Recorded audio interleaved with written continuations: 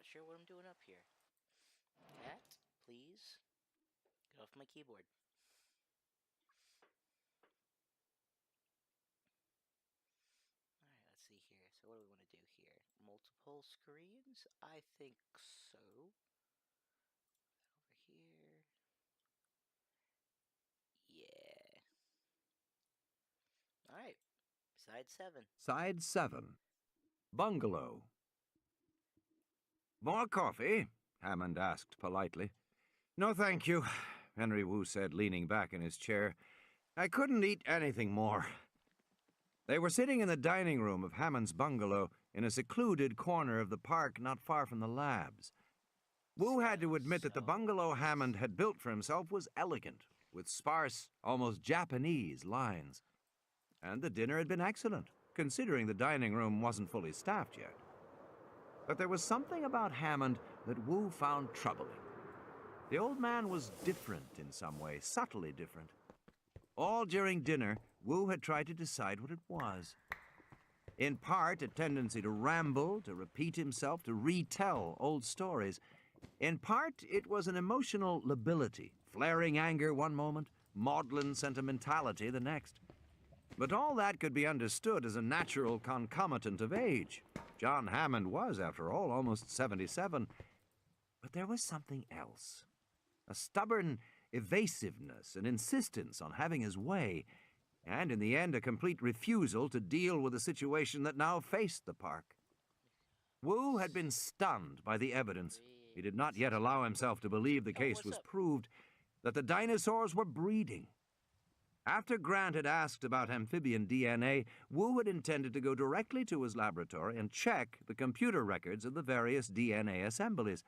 Because if the dinosaurs were in fact breeding, then everything about Jurassic Park was called into question. Their genetic development methods, their genetic control methods, everything. Even the lysine dependency might be suspect. And if these animals could truly breed and could also survive in the wild... Henry Wu wanted to check the data at once, but Hammond had stubbornly insisted Wu accompany him at dinner. Now then, Henry, you must save room for ice cream, Hammond said, pushing back from the table. Maria makes the most wonderful ginger ice cream. All right. Wu looked at the beautiful, silent serving girl. His eyes followed her out of the room, and then he glanced up at the single video monitor mounted in the wall. The monitor was dark. Your monitor's out, Wu said. Is it? Hammond glanced over. Must be the storm. He reached behind him for the telephone. I'll just check with John in control. Wu could hear the static crackle on the telephone line. Hammond shrugged and set the receiver back in its cradle. Lines must be down, he said. Or maybe Nedry's still doing data transmission. He has quite a few bugs to fix this weekend. Nedry's a genius in his way, but we had to press him quite hard toward the end to make sure he got things right. Perhaps I should go to the control room and check, Wu said. No, Hammond said. There's no reason. If there were any problem, we'd hear about it. Ah. Maria came back into the room with 2 plates of ice cream. You must have just a little, Henry, Hammond said. It's made with fresh ginger from the eastern part of the island. It's an old man's vice ice cream, but still... Dutifully, Wu dipped his spoon. Outside, lightning flashed, and there was the sharp crack of thunder. That was close, Wu said. I hope the storm isn't frightening the children. I shouldn't think so, Hammond said. He tasted the ice cream. But I can't help but hold some fears about this park, Henry. Inwardly, Wu felt relieved. Perhaps the old man was going to face the facts after all. What kind of fears? You know, Jurassic Park's really made for children. The children of the world love dinosaurs, and the children are going to delight, just delight in this place. Their little faces will shine with the joy of finally seeing these wonderful animals. But I am afraid I may not live to see it, Henry. I may not live to see the joy on their faces. I think there are other problems, too, Wu said, frowning.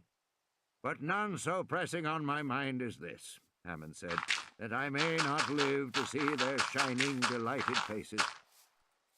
This is our triumph, this park. We have done what we set out to do. And you remember our original intent was What? to use the newly No. emerging technology of genetic engineering to make money. A lot of money." Wu knew Hammond was about to launch into one of his old speeches. He held up his hand.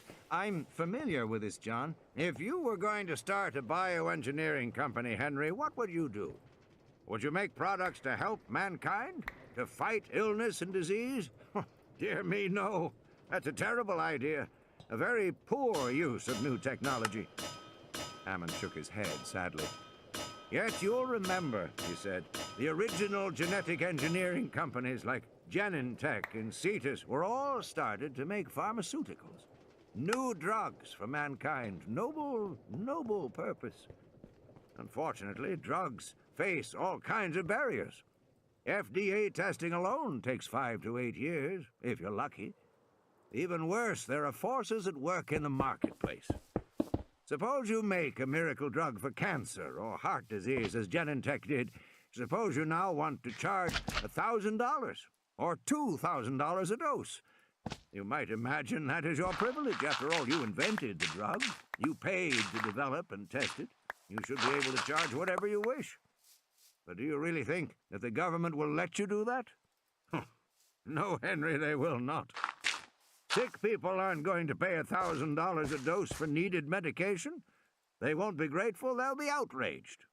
Blue Cross isn't going to pay it. They'll scream highway robbery. So something will happen. Your patent application will be denied. Your permits will be delayed. Something will force you to see reason and to sell your drug at a lower cost. From a business standpoint, that makes helping mankind a very risky business. Personally, I would never help mankind." Wu had heard the argument before, and he knew Hammond was right. Some new bioengineered pharmaceuticals had indeed suffered inexplicable delays and patent problems. "Now," Hammond said, "think how different it is when you're making entertainment. Nobody needs entertainment. That's not a matter for government intervention. If I charge $5,000 a day for my park, who is going to stop me? After all, nobody needs to come here. And far from being highway robbery, a costly price tag actually increases the appeal of the park. A visit becomes a status symbol, and all Americans love that. So do the Japanese. And of course, they have far more money." Hammond finished his ice cream, and Maria silently took the dish away. "She's not from here, you know," he said. "She's Haitian. Her mother is French. But in any case, Henry, you will recall that the original purpose behind pointing my company in this direction in the first place was to have freedom from government intervention anywhere in the world. Speaking of the rest of the world," Hammond smiled, "we have already leased a large tract in the Azores for Jurassic Park Europe. And you know, we long ago obtained an island near Guam for Jurassic Park Japan. Construction on the next 2 Jurassic Parks will begin early next year. They will all be open within 4 years. At that time, direct revenues will exceed $10 billion a year. And merchandising, television, and ancillary rights should double that. I see no reason to bother with children's pets, which I'm told Lou Dodgson thinks we're planning to make." "Here," Lou said softly, shaking his head.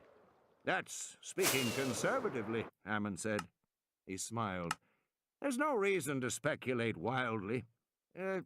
More ice cream, Henry?" "Did you find him?" Arnold snapped when the guard walked into the control room. "No, Mr. Arnold."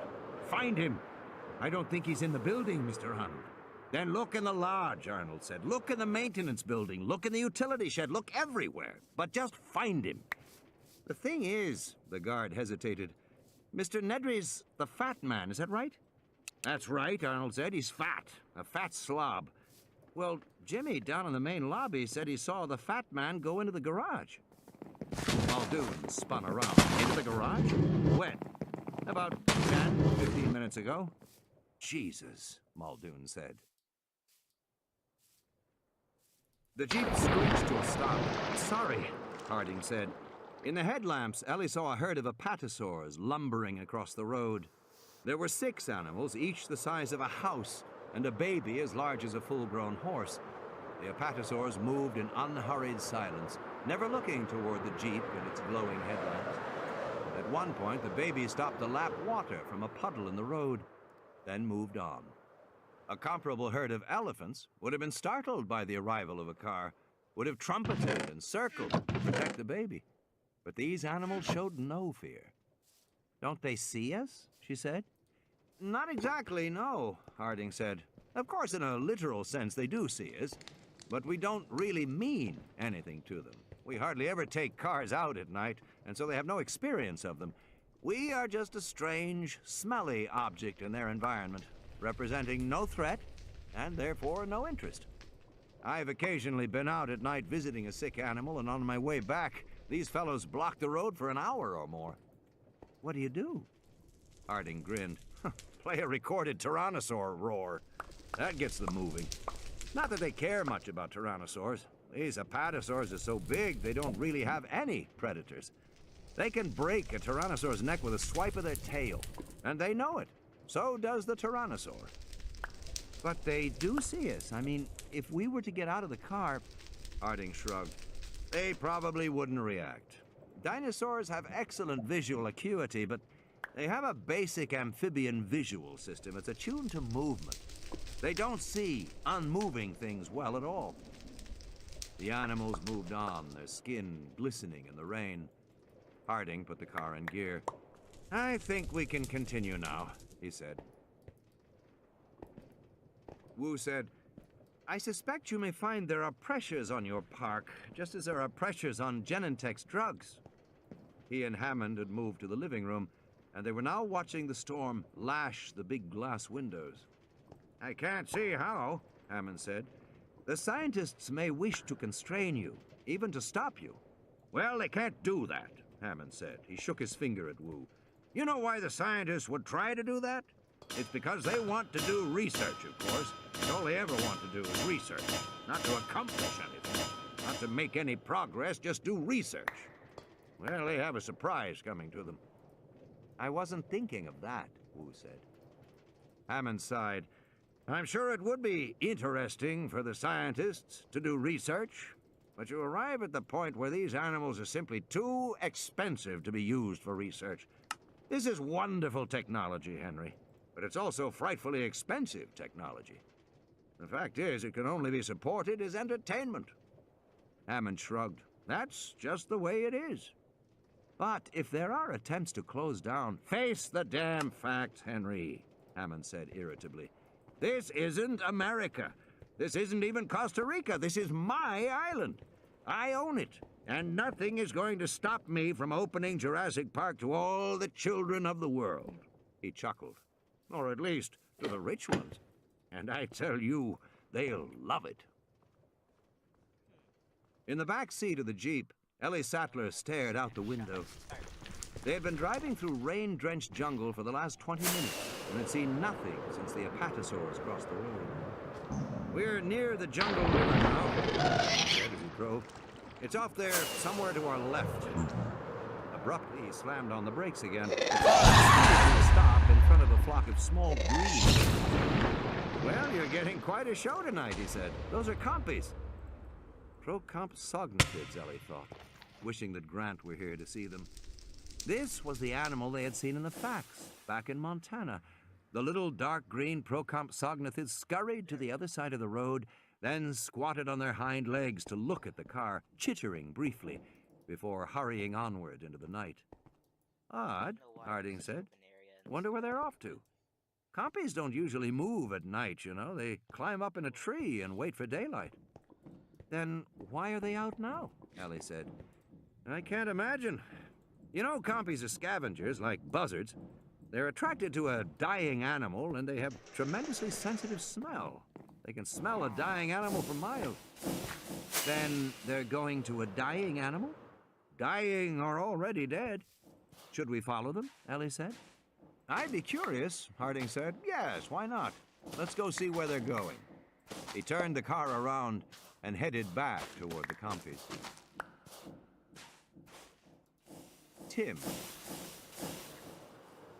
Tim Murphy lay in the Land Cruiser, his cheek pressed against the car door handle. He drifted slowly back to consciousness. He wanted only to sleep. He shifted his position and felt the pain in his cheekbone where it lay against the metal door. His whole body ached, his arms and his legs, and most of all his head. There was a terrible pounding pain in his head. And the pain made him want to go back to sleep.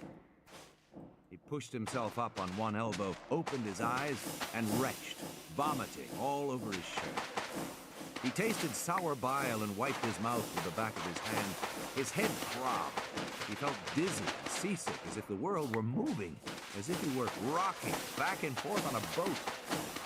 He groaned and rolled onto his back, turning away from the puddle of vomit. The pain in his head made him breathe in short, shallow gasps, and he still felt sick, as if everything were moving. He opened his eyes and looked around, trying to get his bearings. He was inside the Land Cruiser. The car must have flipped over on its side because he was lying on his back against the passenger door, looking up at the steering wheel and beyond at the branches of a tree moving in the wind. The rain had nearly stopped, but water drops still fell on him through the broken front windshield. He stared curiously at the fragments of glass. He couldn't remember how the windshield had broken. He couldn't remember anything, except that they had been parked in the road, and he had been talking to Dr. Grant when the Tyrannosaur came toward them. Oh, the last thing he remembered. He felt sick again and closed his eyes until the nausea passed. He was aware of a rhythmic creaking sound, like the rigging of a boat. Dizzy and sick to his stomach, he really felt as if the whole car were moving beneath him. But when he opened his eyes again, he saw it was true. The Land Cruiser was moving, lying on its side, swaying back and forth. The whole car was moving. Tentatively, Tim rose to his feet. Standing on the passenger door, he peered over the dashboard, looking out through the shattered windshield. At first, he saw only dense foliage moving in the wind, but here and there he could see gaps. Beyond the foliage, the ground was 20 feet below him.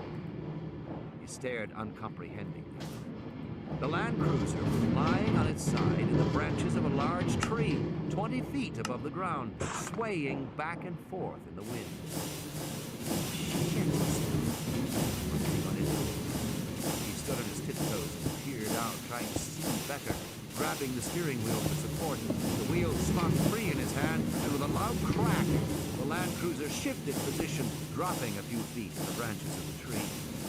He looked down through the shattered glass of the passenger door window at the ground below. Oh shit, he kept repeating. Oh shit, oh shit! Another loud crack. The Land Cruiser jolted down another foot. Can he get out of here? He looked down at his feet. He was standing on the door. He crouched back down on his hands and knees to look at the handle. He couldn't see very well in the dark, but he could tell that the door was dented outward, so the handle couldn't turn. He'd never get the door open. He tried to roll the window down, but the window was stuck too. Then he thought of the back door. Maybe he could open that. He leaned over the front seat, and the Land Cruiser lurched with a shift in weight. Carefully, Tim reached back and stuck the handle. It was stuck too. How was he going to get out? He heard a snorting sound and looked down. A dark shape passed below him. It wasn't the Tyrannosaur. This shape was tubby. It made a kind of snuffling as it waddled along. The tail flopped back and forth, and Tim could see the long spikes. It was the Stegosaur, apparently recovered from his illness. He wondered where the other people were, Gennaro and Sattler and the vet. He had last seen them near the Stegosaur. How long ago was that? He looked at his watch. His face was cracked. He couldn't see the numbers. He took the watch off and tossed it aside. The Stegosaur snuffled and moved on. Now the only sound was the wind. The creaking of the Land Cruiser as it shifted back and forth. He had to get out of here. Tim grabbed the handle, tried to force it, but it was stuck solid. It wouldn't move at all. He realized what was wrong. The rear door was locked.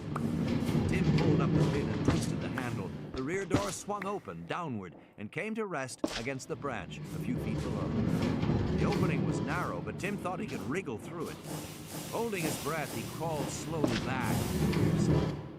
The Land Cruiser creaked, but held its position. Gripping the doorposts on both sides, Tim slowly lowered himself down through the narrow, angled opening. Soon he was lying flat on his stomach on the slanted door, his legs sticking out of the car. He kicked in the air. His feet touched something solid, a branch, and he rested his feet on it. As soon as he did, the branch bent down and the door swung wider, spilling him out of the Land Cruiser, and he fell, leaves scratching his face, his body bouncing from branch to branch, a jolt, searing pain, bright light in his head. He slammed to a stop. The wind knocked from him. Tim lay doubled over a large branch, his stomach burning pain. Tim heard another crack and looked up at the Land Cruiser, a big, dark shape 5 feet above him. Another crack. The car shifted. He forced himself to move, to climb down. He used to like to climb trees. He was a good tree climber.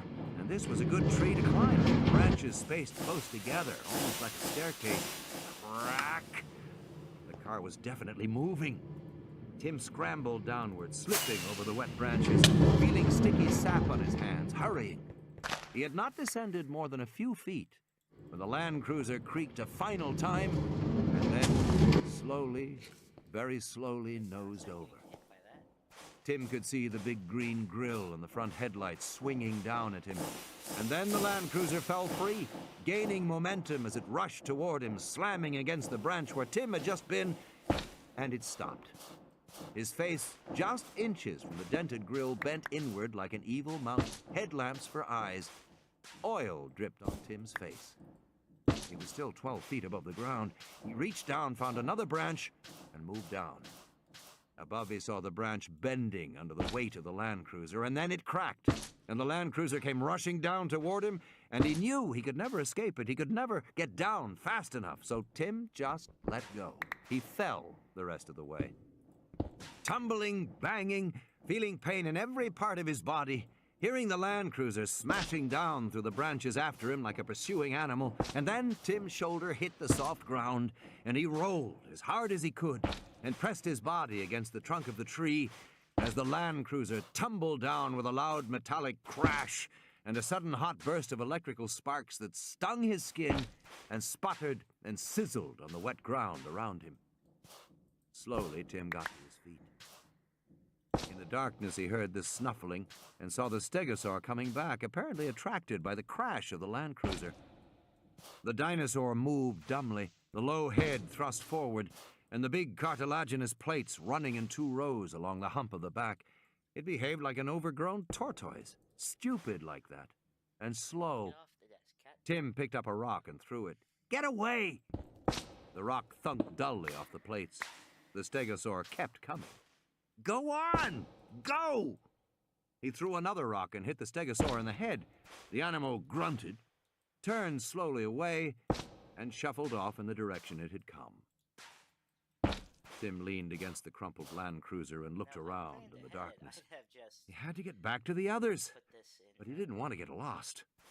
He knew he was somewhere in the park, probably not far from the main road, if he could only get his bearings.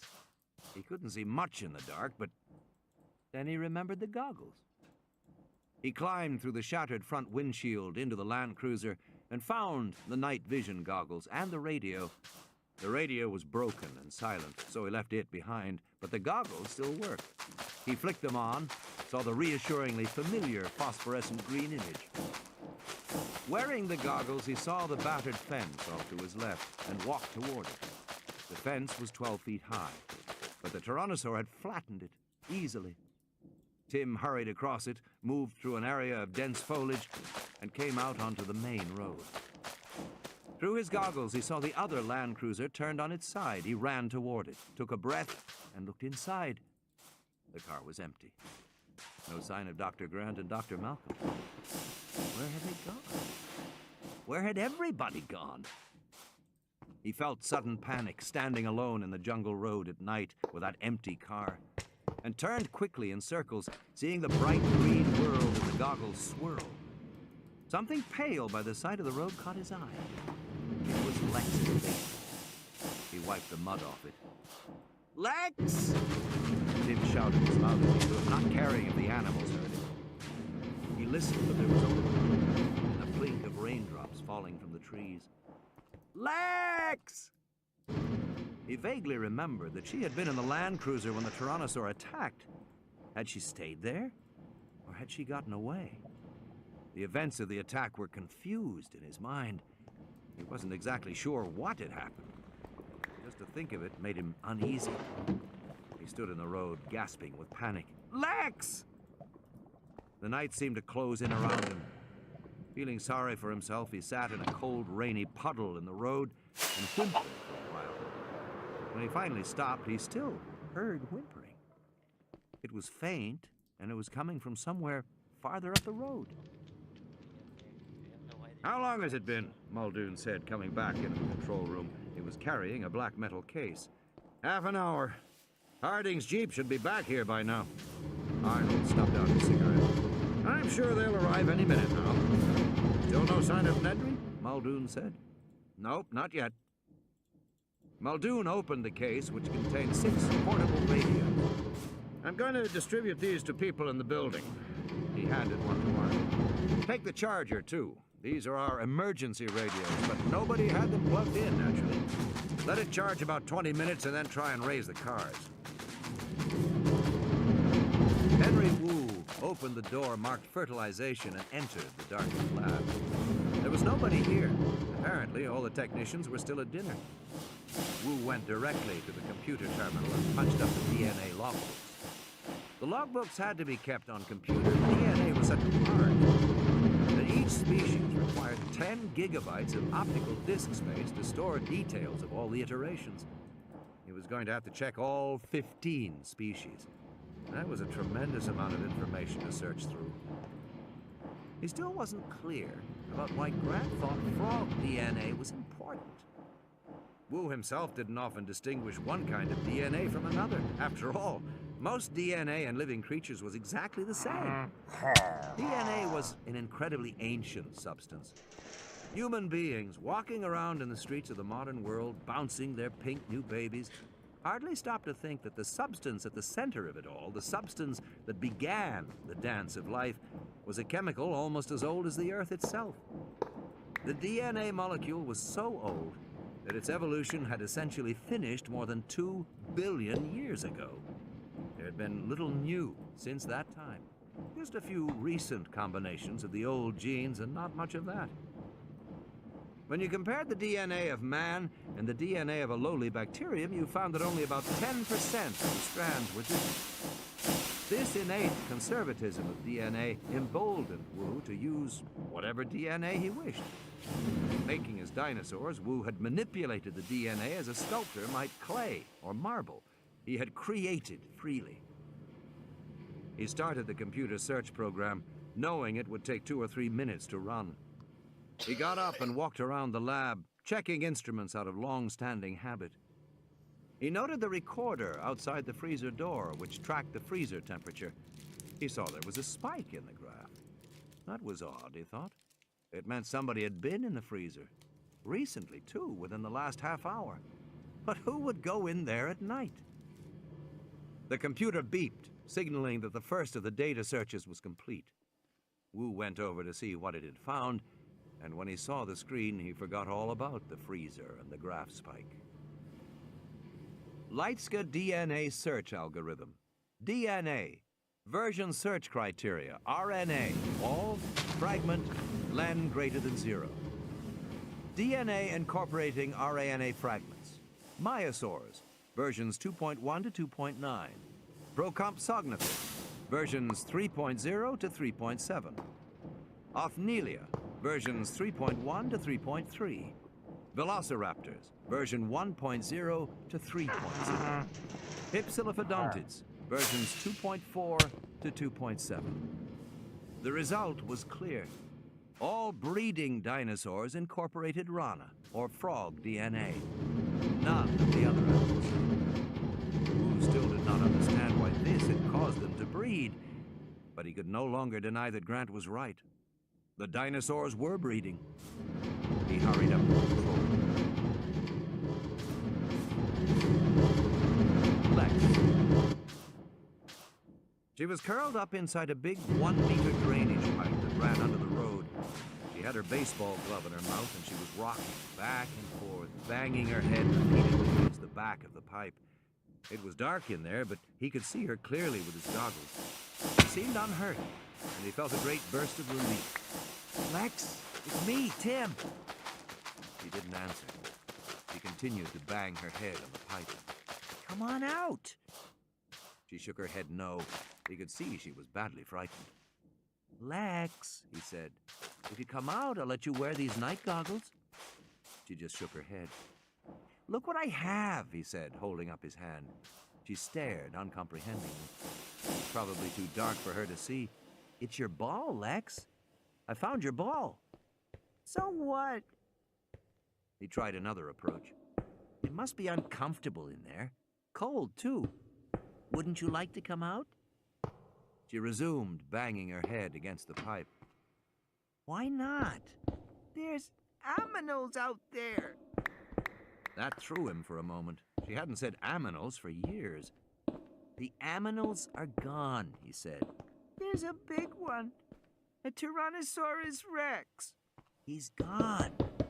Where did he go? I don't know, but he's not around here now, Tim said, hoping it was true. Lex didn't move. He heard her banging again. Tim sat down in the grass outside the pipe where she could see him. The ground was wet where he sat. He hugged his knees and waited. He couldn't think of anything else to do. I'm just gonna sit here, he said, and rest. Is Daddy out there? No, he said, feeling strange. He's back at home, Lex. Is Mommy? No, Lex. Are there any grown-ups out there? Lex said. Not yet, but I'm sure they'll come soon. They're probably on their way right now. Then he heard her moving inside the pipe, and she came out, shivering with cold and with dried blood on her forehead, but otherwise all right. She looked around in surprise and said, Where's Dr. Grant? I don't know. Well, he was here before. He was? When? Before, Lex said.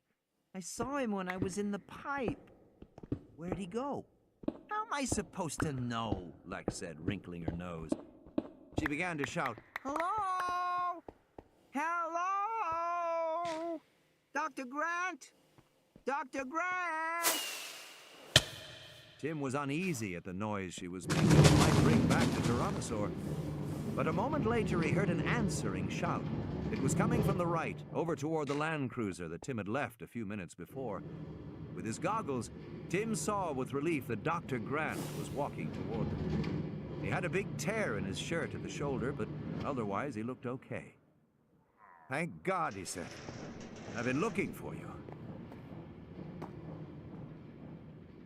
Shivering, Ed Regis got to his feet and wiped the cold mud off his face and hands. He had spent a very bad half hour, wedged among big boulders on the slope of a hill below the road. He knew it wasn't much of a hiding place, but he was panicked, and he wasn't thinking clearly. He had lain in this muddy, cold place, and he had tried to get hold of himself, but he kept seeing that dinosaur in his mind, a dinosaur coming toward him, toward the car. Ed Regis didn't remember exactly what had happened after that. He remembered that Lex had said something, but he hadn't stopped. He couldn't stop. He had just kept running and running. Beyond the road, he had lost his footing and tumbled down the hill and come to rest by some boulders. And it had seemed to him that he could crawl in among the boulders and hide. There was enough room, though that was what he had done. Gasping and terrified, thinking of nothing except to get away from the Tyrannosaur. And finally, when he was wedged in there like a rat between the boulders, he had calmed down a little, and he had been overcome with horror and shame because he'd abandoned those kids. He had just run away. He had just saved himself. He knew he should go back up to the road, he should try to rescue them, because he had always imagined himself as brave and cool under pressure. But whenever he tried to get control of himself, to make himself go back up there, somehow he just couldn't. He started to feel panicky, and he had trouble breathing, and he didn't move. He told himself it was hopeless anyway. If the kids were still up there on the road, they could never survive. And certainly there was nothing Ed Regis could do for them, and he might as well stay where he was. No one was going to know what had happened except him, and there was nothing he could do, nothing he could have done. And so Regis had remained among the boulders for half an hour, fighting off panic, carefully not thinking about whether the kids had died or about what Hammond would have to say when he found out. What finally made him move was the peculiar sensation he noticed in his mouth. The side of his mouth felt funny, kind of numb, tingling. He wondered if he had hurt it during the fall. Regis touched his face and felt swollen flesh on the side of his mouth. It was funny, but it didn't hurt at all. Then he realized the swollen flesh was a leech, growing fat as it sucked his lips. It was practically in his mouth. Shivering with nausea, Regis pulled the leech away, feeling a tear from the flesh of his lips, feeling the gush of warm blood in his mouth. He spat and flung it with disgust into the forest. He saw another leech on his forearm and pulled it off, leaving a dark, bloody streak behind. Jesus, he was probably covered with them. And falling down the hillside, these jungle hills were full of leeches. So were the dark, rocky crevices. What did the workmen say? The leeches crawled up your underwear. They liked dark, warm places. They liked to crawl right up your... Hello! He stopped. It was a voice. Hello! Dr. Grant! Jesus, that was the little girl. Ed Regis listened to the tone of her voice. She didn't sound frightened or in pain. She was just calling in her insistent way. And it slowly dawned on him that something else must have happened. That the Tyrannosaur must have gone away, or at least hadn't attacked, and that the other people might still be alive. Grant and Malcolm, everybody might be alive. And the realization made him pull himself together in an instant, the way you got sober in an instant when the cops pulled you over. And he felt better, because now he knew what he had to do. And as he crawled out from the boulders, he was already formulating the next step, already figuring out what he would say, how to handle things from this point. Regis wiped the cold mud off his face and hands, the evidence that he had been hiding. He wasn't embarrassed that he had been hiding, but now he had to take charge. He scrambled back up toward the road, but when he emerged from the foliage, he had a moment of disorientation. He didn't see the cars at all. He was somehow at the bottom of the hill. The land cruisers must be at the top. He started walking up the hill, back toward the land cruisers. It was very quiet. His feet splashed in the muddy puddles. He didn't see the little girl anymore. Why had she stopped calling? As he walked, he began to think maybe something had happened to her. In that case, he shouldn't walk back there. Maybe the Tyrannosaur was still hanging around. Here he was, already at the bottom of the hill, not much closer to home. And it was so quiet. Spooky it was so quiet. Ed Regis turned around and started walking back toward the camp. Alan Grant ran his hands over her limbs, squeezing the arms and legs briefly. She didn't seem to have any pain. It was amazing. Aside from covering her head, she was fine. I told you what it was, she said. Well, I had a check. The boy was not quite so close. Tim's nose was swollen and painful. Grant suspected it was broken. His right shoulder was badly bruised and swollen, but his legs seemed to be all right. Both kids could walk, that was the important thing. Grant himself was all right, except for a claw abrasion down his right chest where the Tyrannosaur had kicked him. It burned with every breath, but it didn't seem to be serious, and it didn't limit his movement. He wondered if he had been knocked unconscious, because he had only dim recollections of events immediately preceding the moment he had sat up, groaning, in the woods, 10 yards from the land cruiser. At first his chest had been bleeding, so he had stuck leaves on the wound, and after a while it clotted. Then he had started walking around looking for Malcolm and the kids. Grant couldn't believe he was still alive, and as scattered images began to come back to him, he tried to make sense of them. The Tyrannosaur should have killed them all, easily. Why hadn't it? I'm hungry, Lex said. Me too, Grant said. We've got to get ourselves back to civilization, and we've got to tell them about the ship. We're the only ones who know, Tim said. Yes, we've got to get back and tell them. Then let's walk down the road toward the hotel, Tim said, pointing down the hill. That way we'll meet them when they come for us. Grant considered that, and he kept thinking about one thing, the dark shape that crossed between the land cruisers even before the attack started. What animal had that been? He could think of only one possibility, the little Tyrannosaurus. I don't think so, Tim. The road has high fences on both sides. If one of the Tyrannosaurs is further down on the road, we'll be trapped. Then should we wait here? Tim said. Yes, Grant said. Let's just wait here until someone comes. I'm hungry, Lex said. I hope it won't be very long, Grant said. I don't want to stay here, Lex said. Then, from the bottom of the hill, they heard the sound of a man coughing.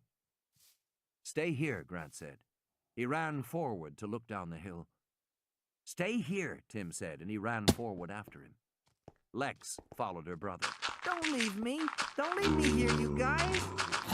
Grant clapped his hand over her mouth. She struggled to protest. He shook his head and pointed over the hill for her to look.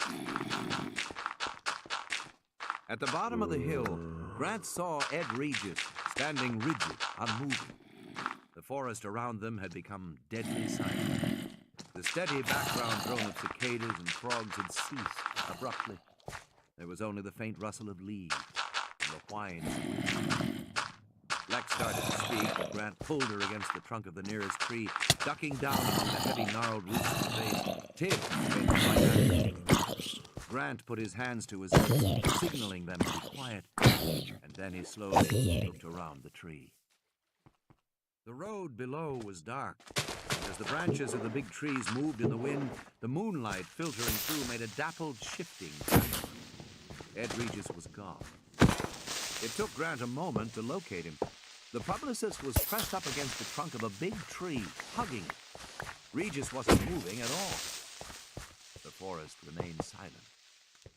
Lex tugged impatiently at Grant's shirt. She wanted to know what was happening. Then from somewhere very near, they heard a soft snorting exhalation, hardly louder than the wind. Lex heard it too because she stopped struggling. The sound floated toward them again, soft as a sigh. Grant thought it was almost like the breathing of a horse. Grant looked at Regis and saw the moving shadows cast by the moonlight on the trunk of the tree. And then Grant realized there was another shadow, superimposed on the others, but not moving. A strong, curved neck and a square head. The exhalation came again. Tim leaned forward cautiously to look. Lex did too. They heard a crack as a branch broke, and into the path stepped a Tyrannosaur. It was the juvenile, about 8 feet tall. It moved with the clumsy gait of a young animal, almost like a puppy. The juvenile Tyrannosaur shuffled down the path, stopping with every step to sniff the air before moving on. It passed the tree where Regis was hiding and gave no indication that it had seen him. Grant saw Regis's body relax slightly. Regis turned his head, trying to watch the Tyrannosaur on the far side of the tree. The Tyrannosaur was now out of view down the road. Regis started to relax, releasing his grip on the tree. But the jungle remained silent. Regis remained close to the tree trunk for another half-minute. Then the sounds of the forest returned. The first tentative croak of a tree frog, the buzz of one cicada, and then the full call. Regis stepped away from the tree, shaking his shoulders, releasing the tension. He walked into the middle of the road, looking in the direction of the departed Tyrannosaur. The attack came from the left. The juvenile roared as it swung its head forward, knocking Regis flat to the ground. He yelled and scrambled to his feet, but the Tyrannosaur pounced. and it must have pinned him with its hind leg because suddenly Regis wasn't moving. He was sitting up in the path, shouting at the dinosaur and waving his hands at it as if he could scare it off.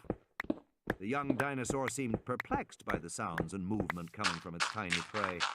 The juvenile bent its head over, sniffing curiously, and Regis pounded on the snout with his fists. "Get away! Back off! Go on, back off!" Regis was shouting at the top of his lungs, and the dinosaur backed away, allowing Regis to get to his feet. Regis was shouting, "Yeah, you heard me! Back off! Get away!" as he moved away from the dinosaur. The juvenile continued to stare curiously at the odd, noisy little animal before it, but when Regis had gone a few paces, it lunged and knocked him down again. "It's playing with him." "Hey!" Regis shouted as he fell. But the juvenile did not pursue him, allowing him to get to his feet. He jumped to his feet and continued backing away. "You stupid! Back! Back! You heard me! Back!" he shouted like a lion tamer. The juvenile roared, but it did not attack, and Regis now edged toward the trees and high foliage to the right.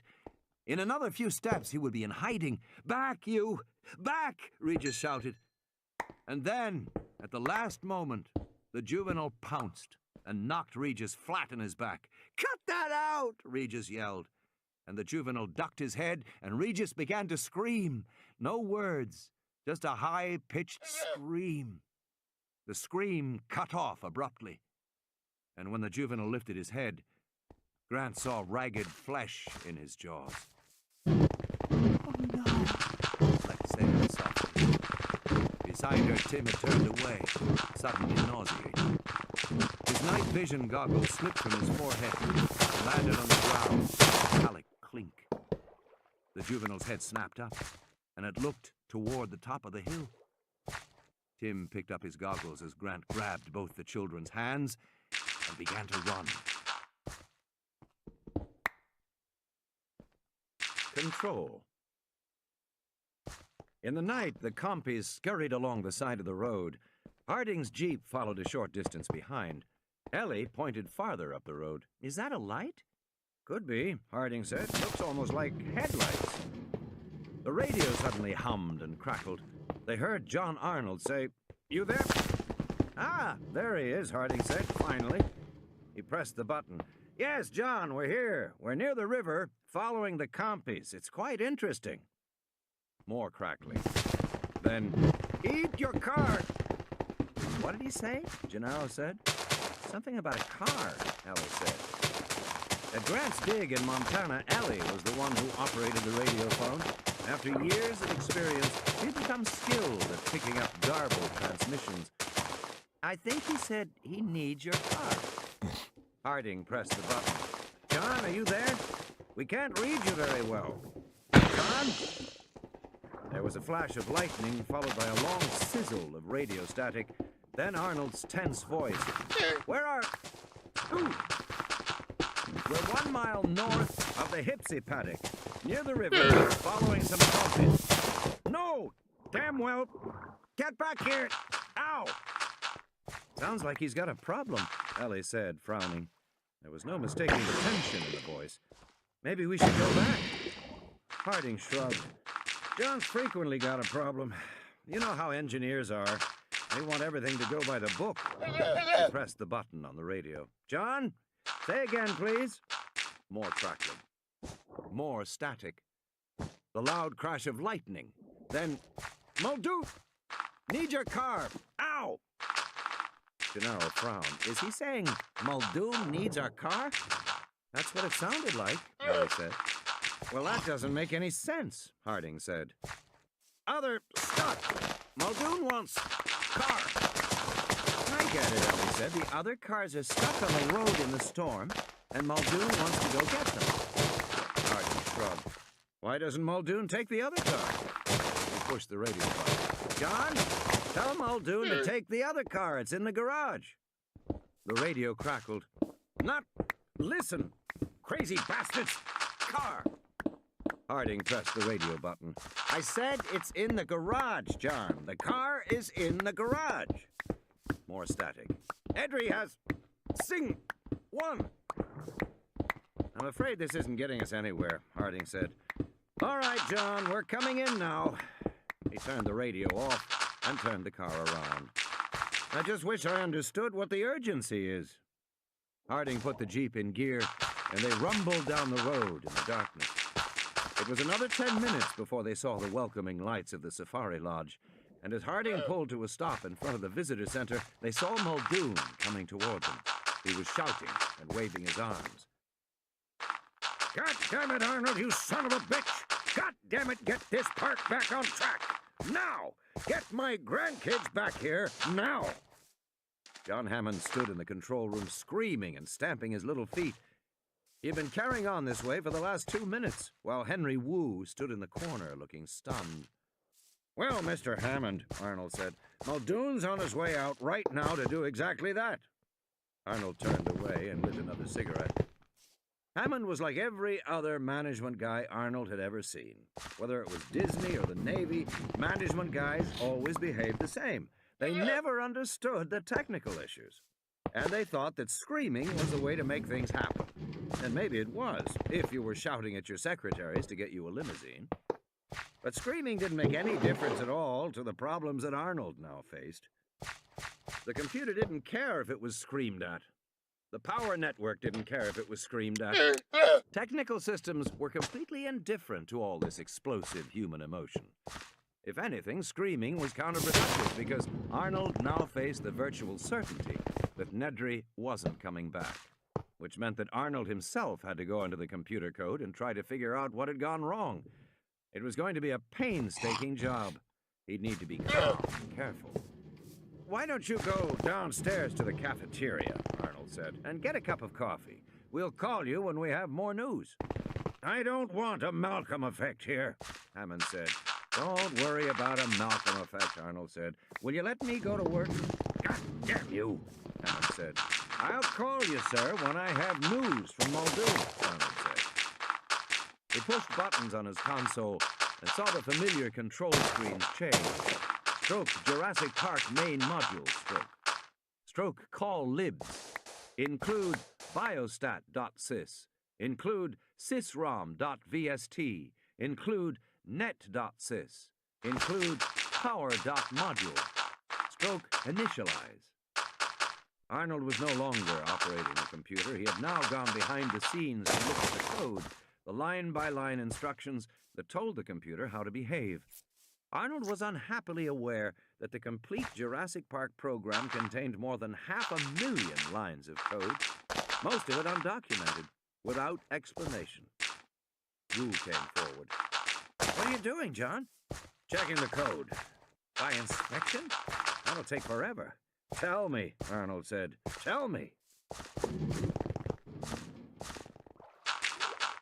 The road. Muldoon took the curve very fast, the Jeep sliding on the mud. Sitting beside him, Gennaro clenched his fists. They were racing along the cliff road high above the river, now hidden below them in darkness. Muldoon accelerated forward, his face was tense. How much farther? Gennaro said. 2, maybe 3 miles. Ellie and Harding were back at the visitor center. Gennaro had offered to accompany Muldoon. The car swerved. It's been an hour, Muldoon said, an hour, with no word from the other cars. But they have radios, Gennaro said. We haven't been able to raise them, Muldoon said. Gennaro frowned.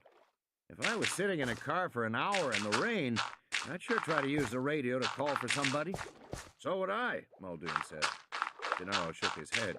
You really think something could have happened to them? Chances are, Muldoon said, that they're perfectly fine, but I'll be happier when I finally see them. Should be any minute now. The road curved, then ran up a hill. At the base of the hill, Gennaro saw something white lying among the ferns by the side of the road. Hold it, Gennaro said, and Muldoon braked. Gennaro jumped out and ran forward in the headlights of the Jeep to see what it was. It looked like a piece of clothing, but there was...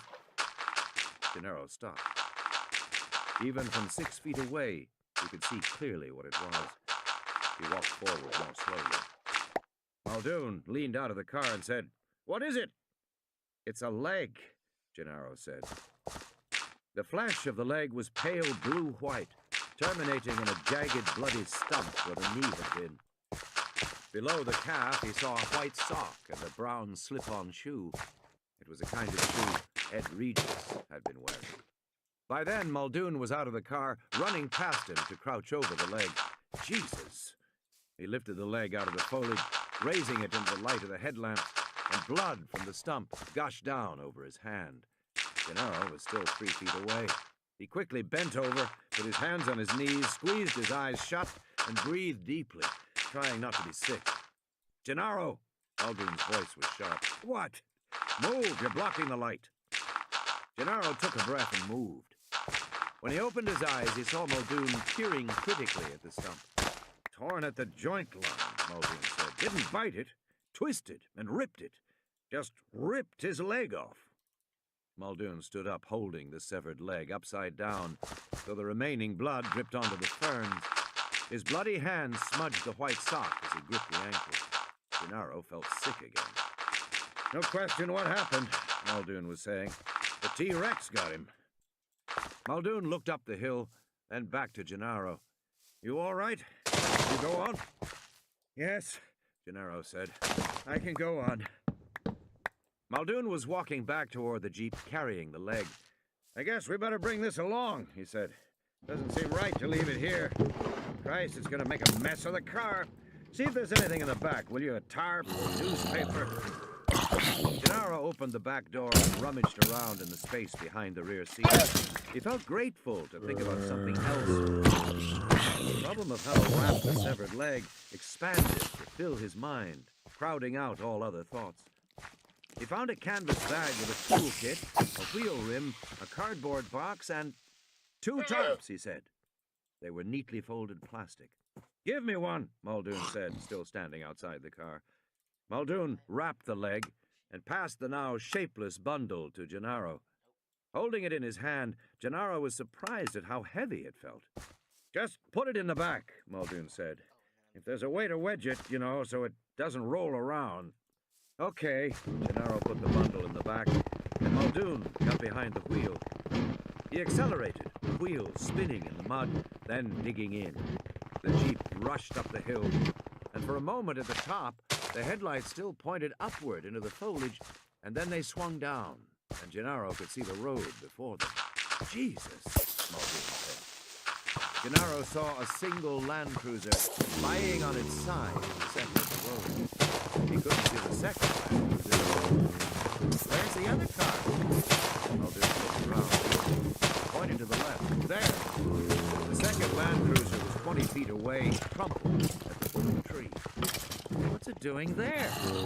"T-Rex threw it." "Threw it?" Gennaro said. Muldoon's face was red. "Let's get this over with," he said, climbing out. They hurried forward to the second Land Cruiser. Their flashlights swung back and forth. As they came closer, Gennaro saw how battered. He was careful to let Muldoon look inside first. "I wouldn't worry," Muldoon said. "It's very unlikely we'll find anyone." "No?" "No," he said. He explained that during his years in Africa, he had visited the scenes of a half-dozen animal attacks on humans in the bush. One leopard attack. The leopard had torn open a tent in the night and taken a two-year-old child. Then one buffalo attack in Amboseli. 2 lion attacks. 1 croc attack in the north near Meru. In every case, there was surprisingly little evidence left behind. Inexperienced people imagined horrific proofs of an animal attack, torn limbs left behind in the tent, trails of dripping blood leading away into the bush, blood-stained clothing far from the campsite. But the truth was, there was usually nothing at all, particularly if the victim was small, an infant or a young child. The person just seemed to disappear, as if he had walked out into the bush and never come back. A predator could kill a child just by shaking, snapping the neck. Usually there wasn't any blood. And most of the time you never found any other remains of the victim. Sometimes a button from a shirt or a sliver of rubber from a shoe, but most of the time, nothing. Predators took children, they preferred children, and they left nothing behind. So Muldoon thought it highly unlikely that they would ever find any remains of the children. But as he looked in now, he had a surprise. I'll be damned, he said. Muldoon tried to put the scene together. The front windshield of the Land Cruiser was shattered, but there wasn't much glass nearby. He had noticed shards of glass back on the road, so the windshield must have been broken back there before the Tyrannosaur picked the car up and threw it here. But the car had taken a tremendous beating. Muldoon shone his light inside. Empty? Gennaro said tensely. Not quite, Muldoon said. His flashlight glinted off a crushed radio handset, and on the floor of the car he saw something else, something curved and black. The front doors were dented and jammed shut, but he climbed in through the back door and crawled over the seat to pick up the black object. It's a watch, he said, peering at it in the beam of his flashlight. A cheap digital watch with a molded black rubber strap. The LCD face was shattered. He thought the boy might have been wearing it, though he wasn't sure. It was the kind of watch a kid would have. What is it, a watch? Gennaro said. Yes, and there's a radio, but it's broken. Is that significant? Yes, and there's something else. Muldoon sniffed. There was a sour odor inside the car. He shone the light around until he saw the vomit dripping off the side door panel. He touched it, still fresh. One of the kids may still be alive, Muldoon said. Gennaro squinted at him. What makes you think so? The watch, Muldoon said. The watch proves it. He handed the watch to Gennaro, who held it to the glow of the flashlight and turned it over in his hand. Crystal is cracked, Gennaro said. That's right, Muldoon said. And the band is uninjured. Which means the kid took it off. That could have happened any time, Any time before the attack. No, Muldoon said. Those LCD crystals are tough. It takes a powerful blow to break them. The watch face was shattered during the attack. So the kid took his watch off. Think about it, Muldoon said. If you were being attacked by a Tyrannosaur, would you stop to take your watch off? Maybe it was torn off. It's almost impossible to tear a watch off somebody's wrist without tearing the hand off, too. Anyway, the band is intact. No, Muldoon said. The kid took it off himself. He looked at his watch, saw it was broken, and took it off. He had the time to do that. When? It could only have been after the attack, Muldoon said. The kid must have been in this car after the attack, and the radio was broken, so he left it behind, too. He's a bright kid, and he knew they weren't useless. If he's so bright, Gennaro said, where'd he go? Because I'd stay right here and wait to be picked up. Yes, Muldoon said, but perhaps he couldn't stay here. Maybe the Tyrannosaur came back, or some other animal. Anyway, something didn't leave. And where'd he go? Let's see if we can determine that, Muldoon said, and he strode off toward the main road. Gennaro watched Muldoon peering at the ground with his flashlight. His face was just inches from the mud, intent on his search. Muldoon really believed he was on to something, that at least one of the kids was still alive. Gennaro remained unimpressed. The shock of finding the severed leg had left him with a grim determination to close the park and destroy it. No matter what Muldoon said, Gennaro suspected him of unwarranted enthusiasm and hopefulness and... You notice these prints? Muldoon asked, still looking at the ground. What prints? Gennaro said. These footprints, see them? Coming toward us from up the road? And they're adult-sized prints, some kind of rubber-sole shoe. Notice the distinctive tread pattern. Gennaro saw only mud, puddles catching the light from the flashlights. You can see, Muldoon continued, the adult prints come to here, where they're joined by other prints, small and medium-sized, moving around in circles, overlapping, almost as if they're standing together talking. But now here they are, and they seem to be running. He pointed off. There, into the park. Gennaro shook his head. You can see whatever you want in this mud. Muldoon got to his feet and stepped back. He looked down at the ground and sighed. Say what you like. I'll wager one of the kids survived, and maybe both. Perhaps even an adult as well, if these big prints belong to someone other than Regis. We've got to search the park. Tonight? Gennaro said. But Muldoon wasn't listening. He had walked away toward an embankment of soft earth near a drain pipe for rain. He crouched again. What was that little girl wearing? Christ, Gennaro said. I don't know. Proceeding slowly, Muldoon moved farther toward the side of the road.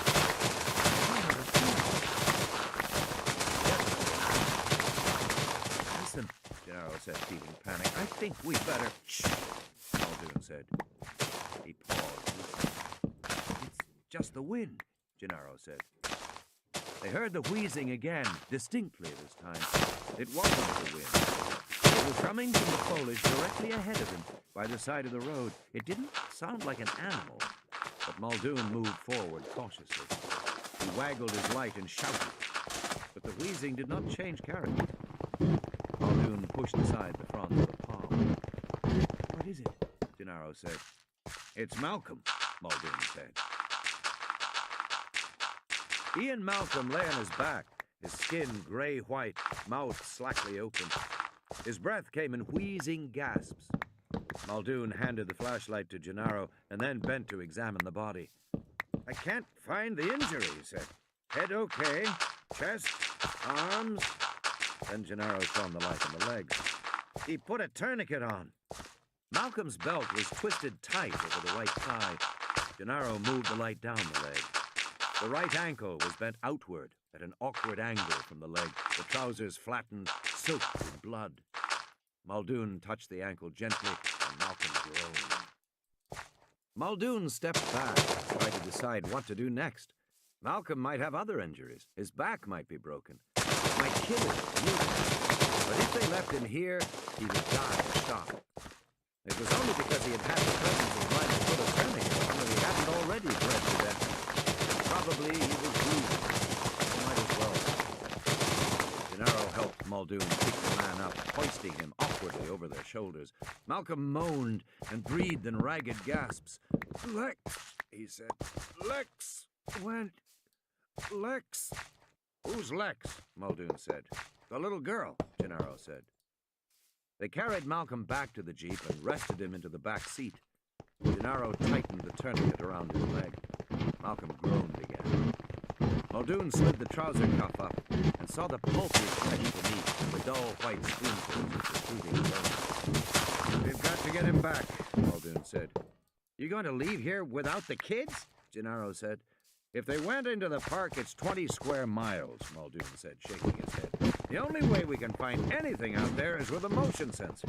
If the kids are alive and moving around, the motion sensors will pick them up, and we can go right to them and bring them back. But if we don't take Dr. Malcolm back right now, he'll die. Then we have to go back, Gennaro said. Yes, I think so. They climbed into the car. Gennaro said, Are you going to tell Hammond the kids are missing? No, Muldoon said. You are. End of Side 7. Side 8. Control. Donald Gennaro stared at Hammond, sitting in the deserted cafeteria. The man was spooning ice cream, calmly eating it. So, Muldoon believes the children are somewhere in the park. He thinks so, yes. Then I'm sure we'll find them. I hope so, Gennaro said. He watched the old man deliberately eating, and he felt a chill. Oh, I am sure we'll find them.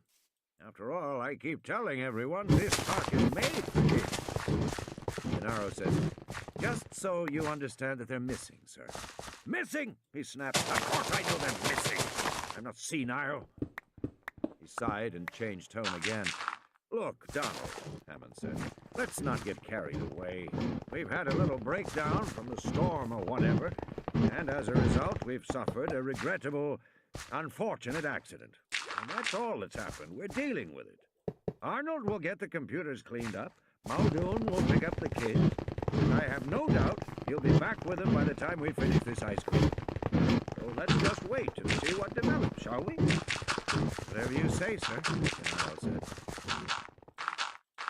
Why? Henry Wu said, looking at the console screen. Because I think Nedry did something to the code, Arnold said. That's why I'm checking.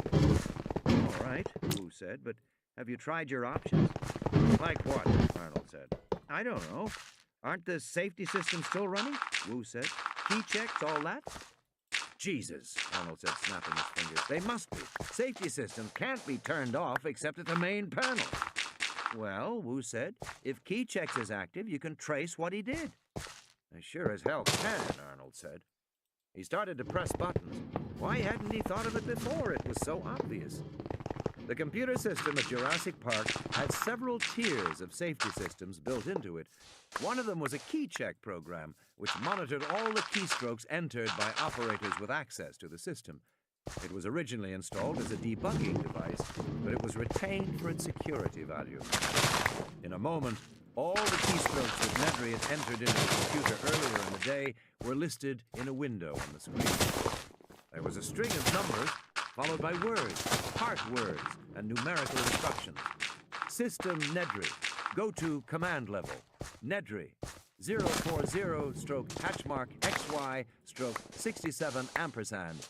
MR Goodbytes. Security. Keycheck off. Safety off. SL off. Security. White_rabbit.object. That's it, Arnold said. He was screwing around here for hours, it seemed like. Probably just killing time, Wu said, until he finally decided to get down to it. The initial list of numbers represented the ASCII keyboard codes for the keys Nedry had pushed at his console.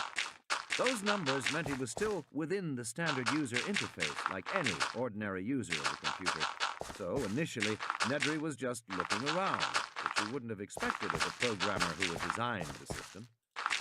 Maybe he was trying to see if there were changes before he went in, Wu said. Maybe, Arnold said. Arnold was now looking at the list of commands, which allowed him to follow Nedry's progression through the system line by line. At least we can see what he did. System was Nedry's request to leave the ordinary user interface and access the code itself. The computer asked for his name, and he replied Nedry. That name was authorized to access the code, so the computer allowed him into the system. Nedry asked to go to command level, the computer's highest level of control. The command level required extra security and asked Nedry for his name, access number, and password.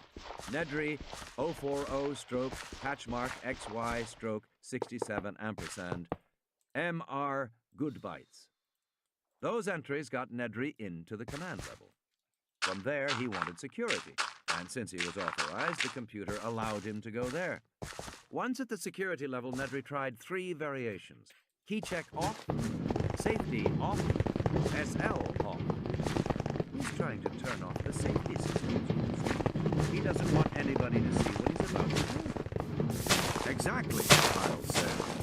Apparently he doesn't know it's no longer possible to turn the system off except by manually flipping switches on the main board.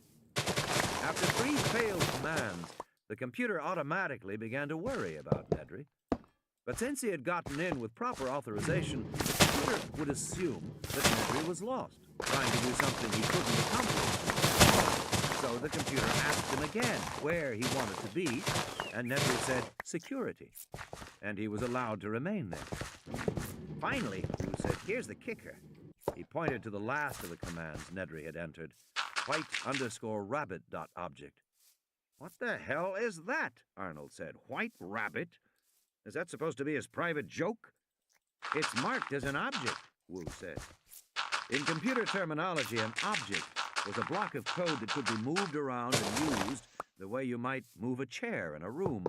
An object might be a set of commands to draw a picture, or to refresh the screen, or to perform a certain calculation. Let's see where it is in the code, Arnold said. Maybe we can figure out what it does. He went to the program utilities and typed find white_rabbit.object. The computer flashed back, object not found in library. It doesn't exist, Arnold said. Then search the code listing, Wu said. Arnold typed find/listings white_rabbit.object. The screen scrolled rapidly, the lines of code blurring as they swept past. It continued this way for almost a minute, and then abruptly stopped. There it is, Wu said. It's not an object, it's a command. The screen showed an arrow pointing to a single line of code buried amidst innocuous lines of instructions. Arrow on white_rabbit.object call link. parenthesis security, perimeter, parenthesis set to off. Son of a bitch, Arnold said. Wu shook his head. It isn't a bug in the code at all. No, Arnold said, it's a trap door. The fat bastard put in what looks like an option call, but it's actually a command that links the security and perimeter systems and then turns them off. Gives him complete access to every place in the park. Then we must be able to turn them back on, Wu said. Yeah, we must. Arnold frowned at the screen. All we have to do is figure out the command. I'll run an execution trace on the link, he said. We'll see where that goes. Wu got up from his chair. Meanwhile, he said, Meanwhile, that somebody went into the freezer about an hour ago. I think I better go count my embryos. Ellie was in her room, about to change out of her wet clothes, when there was a knock on the door. Alan? She said. But when she opened the door, she saw Muldoon standing there, with a plastic-wrapped package under his arm. Muldoon was also soaking wet, and there were streaks of dirt on his clothes. I'm sorry, but we need your help, Muldoon said briskly. The land cruisers were attacked an hour ago. We brought Malcolm back, but he's in shock. He's got a very bad injury to his leg. He's still unconscious, but I put him in the bed in his room. Harding is on his way over. Harding, she said. What about the others? We haven't found the others yet, Dr. Sattler, Muldoon said. She was speaking slowly now. Oh, God. But we think that Dr. Grant and the children are still alive. We think they went into the park, Dr. Sattler. Went into the park? We think so. Meanwhile, Malcolm needs help. I've called Harding. Shouldn't you call a doctor? There's no doctor on the island. Harding's the best we have. But surely you can call for a doctor, he said. No, Muldoon shook his head. Phone lines are down. We can't call out. He shifted the package in his arm. He said, nothing. Just go to Malcolm's room and help Harding, if you will. And Muldoon was gone. She sat on her bed, shocked. Ellie Sattler was not a woman disposed to unnecessary panic, and she had known Grant to get out of dangerous situations before. Once he'd been lost in the Badlands for 4 days when a cliff gave way beneath him, and his truck fell 100 feet into a ravine. Grant's right leg was broken. He had no water, but he had walked back on a broken leg. On the other hand, shook her head, pushing the thought away. The kids were probably with Grant. And if Grant was out in the park, well, what better person to get them safely through Jurassic Park than a dinosaur expert? In the park. Killed it. I'm tired, Lex said. Carry me, Dr. Grant. You're too big to carry, Tim said. But I'm tired, she said. Okay, Lex, Grant said, picking her up. Oof, you're heavy. It was almost 9 p.m. The full moon was blurred by drifting mist, and their blunted shadows led them across an open field toward dark woods beyond. Grant was lost in thought, trying to decide where he was.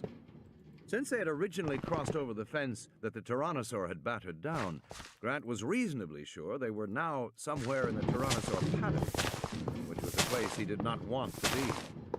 In his mind, he kept seeing the computer tracing of the Tyrannosaur's home range, the tight squiggle of lines that traced his movements within a small area. He and the kids were in that area now. But Grant also remembered that the Tyrannosaurs were isolated from all the other animals, which meant that they would know they had left the paddock when they crossed a barrier, a fence, or a moat, or both. He had seen no barriers so far. The girl put her head on his shoulder and twirled her hair in her fingers. Soon she was snoring. Tim trudged alongside. Are you holding up, Tim? Okay, he said. But I think we might be in the Tyrannosaurus. Pretty sure we are. You going to go into the woods? Tim said as they came closer. The woods seemed dark. Yes, I said. I think we can navigate by the numbers and the motion. The motion sensors were green boxes at about 4 feet off the ground. Some were freestanding, most were attached to trees. None of them were working when we could return to the power of the store. Each sensor box had a glass lens mounted in the center and a painted code number beneath that. A ahead in the mist-streaked moonlight, Grant could see a box marked T/S/04. They entered the forest. Huge trees loomed on all sides. In the moonlight, a low mist clung to the ground, curling around the roots of the trees. It was beautiful, but it made walking treacherous. And Grant was watching the sensors. They seemed to be numbered in descending order.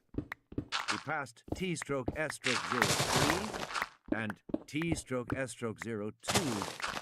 Eventually, they reached T/S/01. He was tired from carrying the girl, and he had hoped this would coincide with a boundary on the Tyrannosaurus pack. It was just another box. The next box after that was marked T/N/01, followed by T/N/02. Grant realized the numbers must be arranged geographically around a central point like a compass.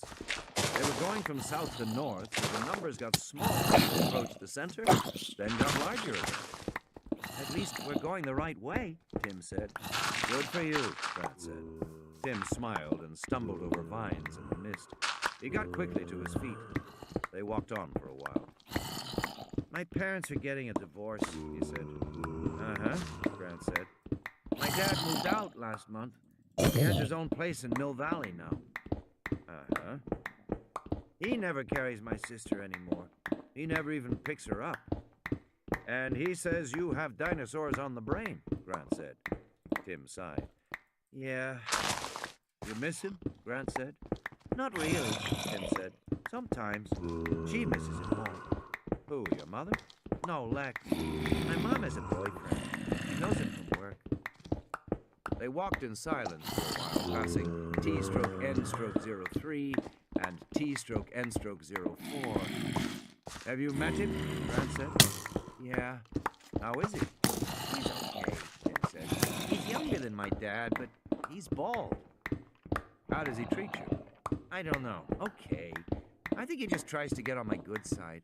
I don't know what's going to happen. Sometimes my mom says we'll have to sell the house and move. Sometimes he and my mom fight late at night.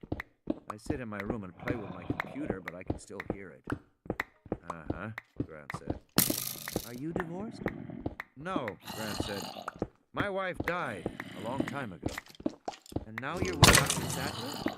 Grant smiled in the darkness. No, she's my student. You mean she's still in school? Graduate school, yes. Grant paused long enough to shift Lex to his other shoulder, and then they continued on, past T/N/05 and T/N/06. There was the rumble of thunder in the distance. The storm had moved to the south. There was very little sound in the forest except for the drone of cicadas and the soft croaking of tree frogs. Do you have children? Tim asked. No. Are you going to marry Dr. Sattler? No, she's marrying a nice doctor in Chicago sometime next year. Oh, Tim said. He seemed surprised to hear it. They walked along for a while. Who are you going to marry? I don't think I'm going to marry anybody, Grant said. Me neither, Tim said. They walked for a while. Tim said, are we going to walk all night? I don't think I can, Grant said. We'll have to stop, at least for a few hours. He glanced at his watch. We're okay. We've got almost 15 hours before we have to be back, before the ship reaches the mainland. Where are we going to stop? Tim asked immediately. Grant was wondering the same thing. His first thought was that they might climb a tree and sleep up there. But they would have to climb very high to get safely away from the animals, and Lex might fall out when she was asleep. The tree branches were hard. They wouldn't get any rest, at least he would. They needed someplace really safe. He thought back to the plans he had seen on the jet coming down. He remembered that there were outlying buildings for each of the different divisions. Grant didn't know what they were like because plans for the individual buildings weren't included, and he couldn't remember exactly where they were. But he remembered they were scattered all around the park. There might be buildings somewhere nearby. But that was a different requirement from simply crossing a barrier and getting out of the Tyrannosaurus. Finding a building meant a search strategy of some kind, and the best strategies were... Tim, can you hold your sister for me? I'm going to climb a tree and have a look around. High in the branches, he had a good view of the forest, the tops of the trees extending away to his left and right. They were surprisingly near the edge of the forest. Directly ahead, the trees ended before a clearing with an electrified fence and a pale concrete moat. Beyond that, a large open field, in what he assumed was the sauropod paddock. In the distance, more trees, misty moonlight sparkling on the ocean. Somewhere he heard the bellowing of a dinosaur, but it was far away. He put on Tim's night vision goggles and looked again. He followed the gray curve of the moat, and then saw what he was looking for, the dark strip of a service road leading to the flat rectangle of the roof. The roof was barely above ground level, but it was there, and it wasn't far, maybe a quarter of a mile or so from the tree. When he came back down, Lex was sniffling. "What's the matter?" I heard an aminal. "It won't bother us. You will wake up. Come on." He led her to the fence. It was 12 feet high, with a spiral of barbed wire at the top. It seemed to stretch far above them in the moonlight. The moat was immediately on the other side. Lex looked up at the fence doubtfully. "Can you climb it?" Grant asked her. She handed him her glove and her baseball. Sure. Easy. He started to climb. But I bet Timmy can't. Tim spun in fury. "You shut up!" Timmy's afraid of heights. "I am not." She climbed higher. Are so. "Am not." Then come and get me. Grant turned to Tim, pale in the darkness. The boy wasn't moving. "You okay with the fence, Tim?" Sure. "Want some help?" Timmy's a fraidy cat. Lex called. "What a stupid jerk," Tim said, and he started to climb. It's freezing, Lex said. They were standing waist-deep in smelly water at the bottom of a deep concrete moat. They'd climbed the fence without incident, except that Tim had torn his shirt on the coils of barbed wire at the top. Then they had all slid down into the moat, and now Grant was looking for a way out. At least I got Timmy over the fence for you, Lex said. He really is scared most of the time. Thanks for your help, Tim said sarcastically. In the moonlight, he could see floating lights on the surface. He moved along the moat, looking at the concrete wall on the far side. The concrete was smooth. Impossible to climb it. Ew, Lex said, pointing to the water. "It won't hurt you." Grant finally found a place where the concrete had cracked and a vine grew down towards the water. He tugged on the vine, and it held his weight. "Let's go, kids." They started to climb the vine back to the field above. It took only a few minutes to cross the field to the embankment leading to the below-grade service road and the maintenance building off to the right. They passed 2 motion sensors, and Grant noticed with some uneasiness the sensors were still not working, nor were the lights. More than 2 hours had passed since the power first went out. It was not yet restored. Somewhere in the distance they heard the Tyrannosaurus roar. Is he around here? Grant said. "No," Grant said. "We're in another section of park from here." They slid down the grassy embankment and moved toward the concrete building. In the darkness, it was forbidding, bunker-like. What is this place? Lex said. "It's safe," Grant said, hoping that was true. The entrance gate was large enough to drive a truck through. It was fitted with heavy bars. Inside, they could see the building was an open shed with piles of grass and bales of hay stacked among equipment. The gate was locked with a heavy padlock. As Grant was examining it, Lex slipped sideways between the bars. Come on, you guys. Tim followed her. I think you can do it, Dr. Grant.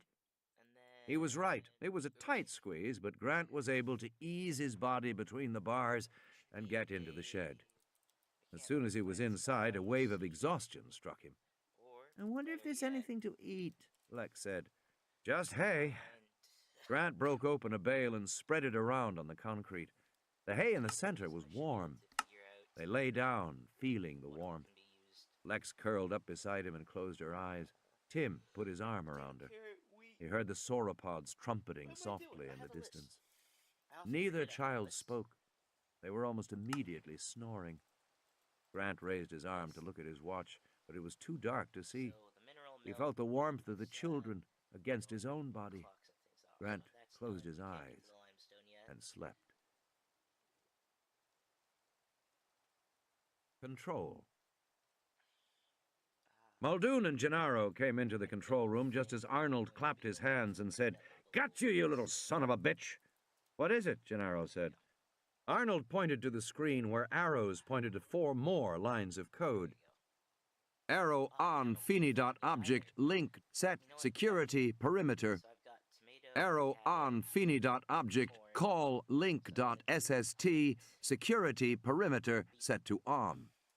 Arrow on Feeney.object set link.sst security perimeter restore.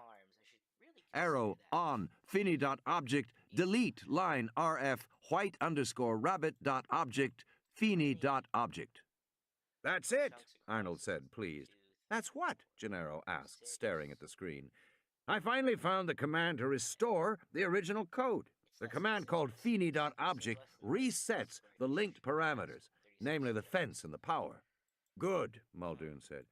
"But it does something else," Arnold said. "It then erases the code lines that refer to it. It destroys all evidence it was ever there." "Pretty slick." Gennaro shook his head. "I don't know much about computers." Although he knew enough to know what it meant when a high-tech company went back to the source code, it meant big, big problems. "Well, watch this," Arnold said, and he typed in the command Feeney.object. The screen flickered and immediately changed. Muldoon pointed to the windows. "Look!" Outside, the big quartz lights were coming on throughout the park. They went to the windows and looked out. "Hot damn," Arnold said. Gennaro said, "Does this mean the electrified fences are back on?" "You bet it does," Arnold said. "It'll take a few seconds to get up to full power because we've got 50 miles of fence out there and the generator has to charge the capacitors along the way. But in half a minute, we'll be back in business." Arnold pointed to the vertical glass see-through map of the park. On the map, bright red lines were snaking out from the power station, moving throughout the park as electricity surged through the fences. "And the motion sensors?" Gennaro said. "Yes, them too. It'll be a few minutes while the computer counts, but everything's working," Arnold said. 9:30, and we've got the whole damn thing back up and running." Grant opened his eyes. Brilliant blue light was streaming into the building through the bars of the gate. Quartz light. The power was back on. Groggily, he looked at his watch. It was just 9:30. He'd been asleep only a couple of minutes. He decided he could sleep a few minutes more, and then he would go back up to the field and stand in front of the motion sensors and wave, setting them off. The control room would spot him. They'd send a car out to pick him and the kids up. He'd tell Arnold to recall the supply ship, and they'd all finish the night in their own beds back in the lodge. He would do that right away. In just a couple of minutes, he yawned and closed his eyes again. "Not bad," Arnold said in the control room, staring at the glowing map. "There's only 3 cutouts in the whole park. Much better than I hoped for." "Cutouts?" Gennaro said. "The fence automatically cuts out short-circuited sections," he explained. "You can see a big one here in Sector 12, near the main road." "That's where the wrecks knocked the fence down," Muldoon said. "Exactly. And another one is here in Sector 11, near the sauropod maintenance building." "Why would that section be out?" Gennaro said. "God knows," Arnold said. "Probably storm damage, or a fallen tree. We can check it on the monitor in a while. The third one is over there by the Jungle River. Don't know why that should be out either."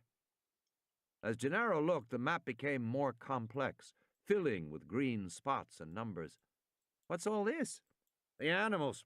The motion sensors are working again, and the computer's starting to identify the location of all the animals in the park. And anybody else, too." Gennaro stared at the map. "You mean Grant and the kids?" "Yes. We've reset our search number above 400. So if they're out there moving around," Arnold said, "the motion sensors will pick them up as additional animals." He stared at the map. "But I don't see any additionals yet." "Why does it take so long?" Gennaro said. "You have to realize, Mr. Gennaro," Arnold said, "that there's a lot of extraneous movement out there. Branches blowing in the wind, birds flying around, all kinds of stuff. The computer has to eliminate all the background movement. It may take, Okay, count's finished." Gennaro said, "You don't see the kids?" Arnold twisted in his chair and looked back to the map. No, he said. At the moment, there are no additionals on the map at all. Everything out there has been accounted for as a dinosaur. They're probably up in a tree, or somewhere else where we can't see them. I wouldn't worry yet. Several animals haven't shown up, like the big Rex. That's probably because it's sleeping somewhere and not moving. The people may be sleeping too, we just don't know. Muldoon shook his head. We better get on with it, he said. We need to repair the fences and get the animals back into their paddocks. According to that computer, we got 5 to herd back to the proper paddocks. I'll take the maintenance crews out now. Arnold turned to Gennaro. You may want to see how Dr. Malcolm is doing. Tell Dr. Harding that Muldoon will need him in about an hour to supervise the herding, and I'll notify Mr. Hammond that we're starting our final cleanup. Gennaro passed through the iron gates and went in the front door of the safari lodge. He saw Ellie Sattler coming down the hallway carrying towels and a pan of steaming water. There's a kitchen at the other end, she said. We're using that to boil water for the dressing. How is he? Gennaro asked. Surprisingly good, she said. Gennaro followed Ellie down to Malcolm's room and was startled to hear the sound of laughter. The mathematician lay on his back in the bed with Harding adjusting an IV line. So the other man says, I'll tell you frankly, I didn't like it, Bill. I went back to toilet paper. Harding was laughing. It's not bad, is it? Malcolm said, smiling. Ah, Mr. Gennaro. You've come to see me. Now you know what happens from trying to get a leg up on the situation. Gennaro came in tentatively. Harding said, he's on fairly high doses of morphine. Not high enough, I can tell you, Malcolm said. Mighty stingy with the drugs. Did they find the others yet? No, not yet, Gennaro said, but I'm glad to see you doing so well. How else should I be doing, Malcolm said, with a compound fracture of the leg that is likely septic and beginning to smell rather, pungent? But I always say if you can't keep a sense of humor... Gennaro smiled. Do you remember what happened? Of course I remember, Malcolm said. Do you think you could be bitten by a Tyrannosaurus Rex and it would escape your mind? No, indeed, I'll tell you, you'll remember it for the rest of your life. In my case, perhaps not a terribly long time, but still, yes, I remember. Malcolm described running from the Land Cruiser in the rain and being chased down by the Rex. It was my own man's fault. He was too close, but I was panicked. In his case, he picked me up with his jaws. How? Gennaro said. Torso, Malcolm said with his shirt. A broad semicircle of bruised messages ran from his shoulder to his navel. Lifted me up in his jaws, shook me bloody hard, and threw me down. And I was fine. Terrified, of course, but still and all fine. Right up to the moment he threw me. I broke the leg in the fall. But the bite was not half bad. He sighed, considering. Harding said, most of the big carnivores don't have strong jaws. The real power is in the neck musculature. The jaws just hold on while they use the neck to twist and rip. But with a small creature like Dr. Malcolm, the animal would just shake him and then toss him. I'm afraid that's right, Malcolm said. I doubt I'd have survived except the big chap's heart wasn't in it. To tell the truth, he struck me as a rather clumsy attacker of anything less than an automobile or a small apartment building. You think he attacked half-heartedly? It pains me to say it, Malcolm said, but I don't honestly feel I had his full attention. He had mine, of course, but then he weighs 8 tons. I don't. Gennaro turned to Harding and said, they're going to repair the fences now. Arnold says Muldoon will need your help herding animals. Okay, Arnold said. So long as you leave me Dr. Sattler and ample morphine, Malcolm said, and so long as we do not have a Malcolm effect here. What's a Malcolm effect? Gennaro said. Modesty forbids me, Malcolm said, from telling you the details of a phenomenon named after him. He sighed again and closed his eyes. In a moment, he was sleeping. Ellie walked out into the hallway with Gennaro. Don't be fooled, she said. It's a great strain on him. When will you have a helicopter? A helicopter? He needs surgery on that leg. Make sure they send for a helicopter and get him off this island. the park. The portable generators sputtered and roared to life, and the quartz floodlights glowed at the ends of their telescoping arms.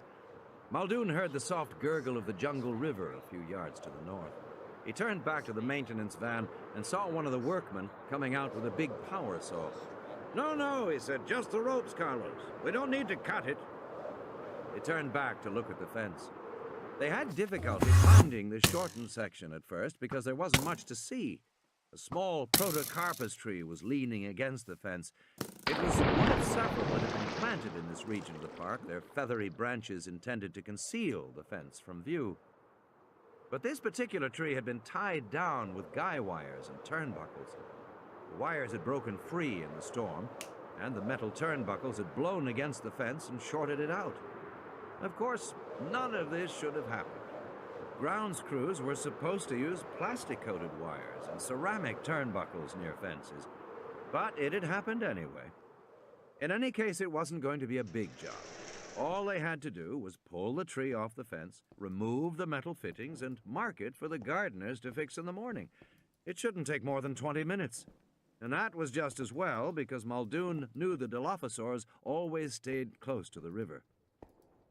Even though the workmen were separated from the river by the fence, the Dillos could spit right through it, delivering their blinding poison.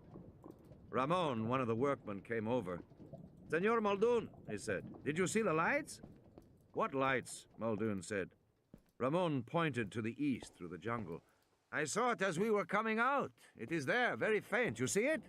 It looks like the lights of a car, but it is not moving." Muldoon squinted. It probably was just a maintenance light. After all, power was back on. "We'll worry about it later," he said. "Right now, let's just get that tree off the fence." Arnold was in an expansive mood. The park was almost back in order. Muldoon was repairing the fences. Hammond had gone off to supervise the transfer of the animals with Harding. Although he was tired, Arnold was feeling good. He was even in a mood to indulge the lawyer, Gennaro. "The Malcolm effect?" Arnold said. "You worried about that?" "I'm just curious," Gennaro said. "You mean you want me to tell you why Ian Malcolm is wrong?" "Sure." Arnold lit another cigarette. "It's technical." "Try me." "Okay," Arnold said. "Chaos theory describes nonlinear systems. It's now become a very broad theory. It's been used to study everything from the stock market to heart rhythms. A very fashionable theory. Very trendy to apply it to any complex system where there might be unpredictability. Okay?" "Okay," Gennaro said. Ian Malcolm is a mathematician specializing in chaos theory. Quite amusing and personable, but basically what he does, besides wear black, is use computers to model the behavior of complex systems. And John Hammond loves the latest scientific fad, so he asked Malcolm to model the system at Jurassic Park, which Malcolm did. Malcolm's models are all face-space shapes on a computer screen. Have you seen them? "No," Gennaro said. "Well, they look like a weird, twisted ship's propeller. According to Malcolm, the behavior of any system follows the surface of the propeller. You with me?" Not exactly," Gennaro said. Arnold held his hand in the air. "Let's say I put a drop of water on the back of my hand. That drop is going to run off my hand. Maybe it'll run toward my wrist. Maybe it'll run toward my thumb, or down between my fingers. I don't know for sure where it will go, but I know it will run somewhere along the surface of my hand. It has to." "Okay," Gennaro said. "Chaos theory treats the behavior of a whole system like a drop of water moving on a complicated propeller surface. The drop may spiral down or slip outward toward the edge. It may do many different things, depending, but it will always move along the surface of the propeller." "Okay." Malcolm's models tend to have a ledge or a sharp incline where the drop of water will speed up greatly. He modestly calls this speeding up movement the Malcolm effect. The whole system could suddenly collapse. And that was what he said about Jurassic Park, that it had inherent instability. "Inherent instability," Gennaro said. "And what did you do when you got his report?" "We disagreed with it and ignored it, of course," Arnold said. Was that why? It's self-evident, Arnold said. We're dealing with living systems, after all. This is life, not computer models. In the harsh quartz lights, the Hypsilophodont's green head hung down out of the sling, the tongue dangling, the eyes dull. "Careful! Careful!" Hammond shouted as the crane began to lift. Harding grunted and eased the head back onto the leather straps. He didn't want to impede circulation through the carotid artery. The crane hissed as it lifted the animal into the air onto the waiting flatbed truck. The Hipsy was a small drysaur, 7 feet long, weighing about 500 pounds. She was dark green with mottled brown spots. She was breathing slowly, but she seemed all right. Harding had shot her a few minutes before with a tranquilizer gun, and apparently he had guessed the correct dose. There was always a tense moment dosing these big animals. Too little and they would run off into the forest, collapsing where you couldn't get to them. Too much and they went into terminal cardiac arrest. This one had taken a single bounding leap and keeled over, perfectly dosed. "Watch it! Easy!" Hammond was shouting to the workmen. "Mr. Hammond," Harding said, "please." "Well, they should be careful." "They are being careful," Harding said. He climbed up onto the back of the flatbed as the Hipsy came down, and he set her into the restraining harness. Harding slipped on the cardiogram collar that monitored heartbeat, then picked up the big electronic thermometer the size of a turkey baster and slipped it into the rectum. It beeped, 96.2 degrees. "How is she?" Hammond asked fretfully. "She's fine," Harding said. "She's only dropped 1.5 degrees. "That's too much," Hammond said. "Too deep. You don't want her waking up and jumping off the truck," Harding snapped. Before coming to the park, Harding had been the chief of veterinary medicine at the San Diego Zoo, and the world's leading expert on avian care. He flew all over the world, consulting with zoos in Europe, India, and Japan on the care of exotic birds. He'd had no interest when this peculiar little man showed up, offering him a position in a private game park. But when he learned what Hammond had done, it was impossible to pass up. Harding had an academic bent, and the prospect of writing the first textbook of veterinary internal medicine, Diseases of Dinosauria, was compelling. In the late 20th century, veterinary medicine was scientifically advanced. The best zoos ran clinics little different from hospitals. New textbooks were merely refinements of old. For a world-class practitioner, there were no worlds left to conquer. But to be the first to care for a whole new class of animals, that was something. And Harding had never regretted his decision. He had developed considerable expertise with these animals, and he didn't want to hear from Hammond now. The Hipsy snorted and twitched. He was still breathing shallowly. There was no ocular reflex yet, but it was time to get moving. "All aboard," Harding shouted. "Let's get this girl back to her paddock." Living systems, Harding said, are not like mechanical systems. Living systems are never in equilibrium. They are inherently unstable. They may seem stable, but they're not. Everything is moving and changing. In a sense, everything is on the edge of collapse. Gennaro was frowning. But lots of things don't change. Body temperature doesn't change, all kinds of other... Body temperature changes constantly, Arnold said. Constantly. It changes cyclically over 24 hours, lowest in the morning, highest in the afternoon. It changes with mood, with disease, with exercise, with outside temperature, with food. It continuously fluctuates up and down, tiny jiggles on a graph. Because at any moment, some forces are pushing temperature up, or other forces are pulling it down. It is inherently unstable. And every other aspect of living systems is like that too. So you're saying Malcolm's just another theoretician, Arnold said. Sitting in his office, he made a nice mathematical model, and it never occurred to him that what he saw as defects were actually necessities. Look, when I was working on missiles, we dealt with something called resonant yaw. Resonant yaw meant that even though a missile was only slightly unstable off the pad, it was hopeless. It was inevitably going to go out of control, and it couldn't be brought back. That's a feature of mechanical systems. A little wobble can get worse until the whole system collapses. But those same little wobbles are essential to a living system. They mean the system is healthy and responsive. Malcolm never understood that. Are you sure he didn't understand that? He seems pretty clear on the difference between living and non-living. Look, Arnold said. The proof is right here. He pointed to the screen. In less than an hour, he said, the park will be all back online. The only thing I've got left to clear is a telephone. For some reason, they're still out. But everything else will be working. Now, that's not theoretical, that's a fact. The needle went deep into the neck, and Harding injected the Medrine into the anesthetized female Dinosaur as she lay on her side on the ground. Immediately, the animal began to recover, snorting and kicking her powerful hind legs. "Back, everybody," Harding said, scrambling away. "Get back." The dinosaur staggered to her feet, standing drunkenly. She shook her lizard head, stared at the people standing back in the quartz lights, and blinked. "She's drooling," Hammond said, worried. "Temporary," Harding said. "It'll stop." The Dinosaur coughed and then moved slowly across the field, away from the lights. "Why isn't she hopping?" "She will," Harding said. "It'll take her about an hour to recover fully. She's fine." He turned back to the car. "Okay, boys, let's go deal with the stego."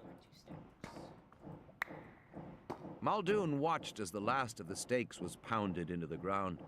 The lines were pulled taut, and the protocarpus tree was lifted clear. Muldoon could see the blackened, charred streaks on the silver fence where the short had occurred. At the base of the fence, several ceramic insulators had burst. They would have to be replaced. But before that could be done, Arnold would have to shut down all the fences. "Control, this is Muldoon. We're ready to begin repair." "All right," Arnold said. "Shutting out your section now." Muldoon glanced at his watch. Somewhere in the distance, he heard soft hooting. It sounded like owls, but he knew it was the Dilophosaurs. He went over to Ramon and said, "Let's finish this up. I want to get to those other sections of fence." An hour went by. Donald Gennaro stared at the glowing map in the control room as the spots and numbers flickered and changed. "What's happening now?" Arnold worked at the console. "I'm trying to get the phones back so we can call about Malcolm." "No, I mean out there." Arnold glanced up at the board. "It looks as if they're about done with the animals and the two sections. Just as I told you, the park is back in hand, with no catastrophic Malcolm effect. In fact, there's just that third section of fence." "Arnold!" It was Muldoon's voice. "Yes? Have you seen this bloody fence?" "Just a minute." On one of the monitors, Gennaro saw a high angle down on a field of grass blowing in the wind. In the distance was a low concrete roof. "That's the sauropod maintenance building," Arnold explained. "It's one of the utility structures we use for equipment, feed storage, and so on. We have them all around the park, in each of the paddocks." On the monitor, the video image panned. "We're turning the camera now to get a look at the fence." Gennaro saw a shining wall of metallic mesh in the light. One section had been trampled, knocked flat. Muldoon's jeep and work crew were there. "Huh," Arnold said. "Looks like the Rex went into the sauropod paddock." Muldoon said, "Fine dining tonight." "We'll have to get him out of there," Arnold said. "With what?" Muldoon said. "We haven't got anything to use on a Rex. I'll fix this fence, but I'm not going in there until daylight. Hammond won't like it. We'll discuss it when I get back," Muldoon said. "How many sauropods will the Rex kill?" Hammond said, pacing around the control room. "Probably just one," Harding said. "Sauropods are big. The Rex can feed off a single kill for several days." "We have to go out and get him tonight," Hammond said. Muldoon shook his head. "I'm not going in there until daylight." Hammond was rising up and down on the balls of his feet, the way he did whenever he was angry. "Are you forgetting you work for me?" "No, Mr. Hammond, I'm not forgetting. But that's a full-grown adult Tyrannosaur out there. How do you plan to get him?" "We have tranquilizer guns." "We have tranquilizer guns that shoot a 20cc dart," Muldoon said. "Fine for an animal that weighs 400 or 500 pounds. That Tyrannosaur weighs 8 tons. It wouldn't even feel it." "You ordered a larger weapon?" "I ordered 3 larger weapons, Mr. Hammond, but you cut the requisition, so we only got 1. And it's gone. Nedry took it when he left." "That was pretty stupid. Who let that happen?" "Nedry's not my problem, Mr. Hammond," he said. You're saying, Hammond said, that as of this moment, there is no way to stop the Tyrannosaur? That's exactly what I'm saying, Muldoon said. That's ridiculous, Hammond said. It's your park, Mr. Hammond. You didn't want anybody to be able to injure your precious dinosaurs. Well, now you've got a Rex in with the sauropods, and there's not a damn thing you can do about it. He left the room. Just a minute, Hammond said, hurrying after him. Gennaro stared at the screens and listened to the shouted argument in the hallway outside. He said to Arnold, I guess you don't have control of the park yet, after all. Don't kid yourself, Arnold said, lighting another cigarette. We have the park. It'll be dawn in a couple of hours. We may lose a couple of dinos before we get the Rex out of there, but believe me, we have the park. Dawn. Grant was awakened by a loud grinding noise, followed by a mechanical clanking. He opened his eyes and saw a bale of hay rolling past him on a conveyor belt up toward the ceiling. 2 more bales followed it. Then the clanking stopped as abruptly as it had begun, and the concrete building was silent again. Grant yawned. He stretched sleepily, winced in pain, and sat up. Soft yellow light came through the side windows. It was morning. He had slept the whole night. He looked quickly at his watch. 5 a.m. Still almost 6 hours to go before the boat had to be recalled. He rolled onto his back, groaning. His head throbbed and his body ached as if he had been beaten up. From around the corner, he heard a squeaking sound like a rusty wheel, and then Lex giggling. Grant stood slowly and looked at the building. Now that it was daylight, he could see it was some kind of maintenance building with stacks of hay and supplies. On the wall, he saw a gray metal box and a stenciled sign, Sauropod Maintenance Building 04. This must be the sauropod paddock, as he had thought. He opened the box and saw a telephone, but when he lifted the receiver, he heard only hissing static. Apparently, the phones weren't working yet. Chew your food, Lex was saying. Don't be a piggy, Ralph. Grant walked around the corner and found Lex by the bars, holding out handfuls of hay to an animal outside that looked like a large pink pig and was making the squeaking sounds Grant had heard. It was actually an infant triceratops about the size of a pony. The infant didn't have horns on its head yet, just a curved, bony frill behind big, soft eyes. It poked its snout through the bars toward Lex, its eyes watching her as she fed it more hay. That's better, Lex said. There's plenty of hay, don't worry. He patted the baby on the head. You like hay, don't you, Ralph? Lex turned back and saw him. This is Ralph, Lex said. He's my friend. He likes hay. Grant took a step and stopped, wincing. You look pretty bad, Lex said. I feel pretty bad. Tim, too. His nose is all swollen up. Where is Tim? Peeing, she said. You want to help me feed Ralph? The baby triceratops looked at Grant. Hay stuck out of both sides of its mouth, dropping on the floor as it chewed. He's a very messy eater, Lex said, and he's very hungry. The baby finished chewing and licked its lips. It opened its mouth, waiting for more. Grant could see the slender, sharp teeth and the beaky upper jaw like a parrot. Okay, just a minute, Lex said, scooping up more straw from the concrete floor. Honestly, Ralph, she said, you'd think your mother never fed you. Why is his name Ralph? Because he looks like Ralph at school. Grant came closer and touched the skin of the neck gently. It's okay, you can pet him, Lex said. He likes it when you pet him, don't you, Ralph? The skin felt dry and warm, with the pebbled texture of a football. Ralph gave a little squeak as Grant petted it. Outside the bars, its thick tail swung back and forth with pleasure. He's pretty tame. Ralph looked from Lex to Grant as it ate and showed no sign of fear. It reminded Grant that the dinosaurs didn't have ordinary responses to people. Maybe I can ride him, Lex said. Let's not. I bet he'd let me, Lex said. It'd be fun to ride a dinosaur. Grant looked out the bars past the animal to the open fields of the sauropod compound. It was growing lighter every minute. He should go outside, he thought, and set off one of the motion sensors on the field above. After all, it might take the people in the control room an hour to get out here to him. and he didn't like the idea that the phones were still down. He heard a deep snorting sound, like the snort of a very large horse, and suddenly the baby became agitated. It tried to pull its head back through the bars, but got caught on the edge of its frill, and it squeaked in fright. The snorting came again. It was closer this time. Ralph reared up on its hind legs, frantic to get out from between the bars. It wriggled its head back and forth, rubbing against the bars. Ralph, take it easy, Lex said. Push him out, Grant said. He reached up to Ralph's head and leaned against it, pushing the animal sideways and backward. The frill popped free, and the baby fell outside the bars, losing its balance and flopping on its side. Then the baby was covered in shadow, and a huge leg came into view, thicker than a tree trunk. The foot had 5 curved toenails like an elephant's.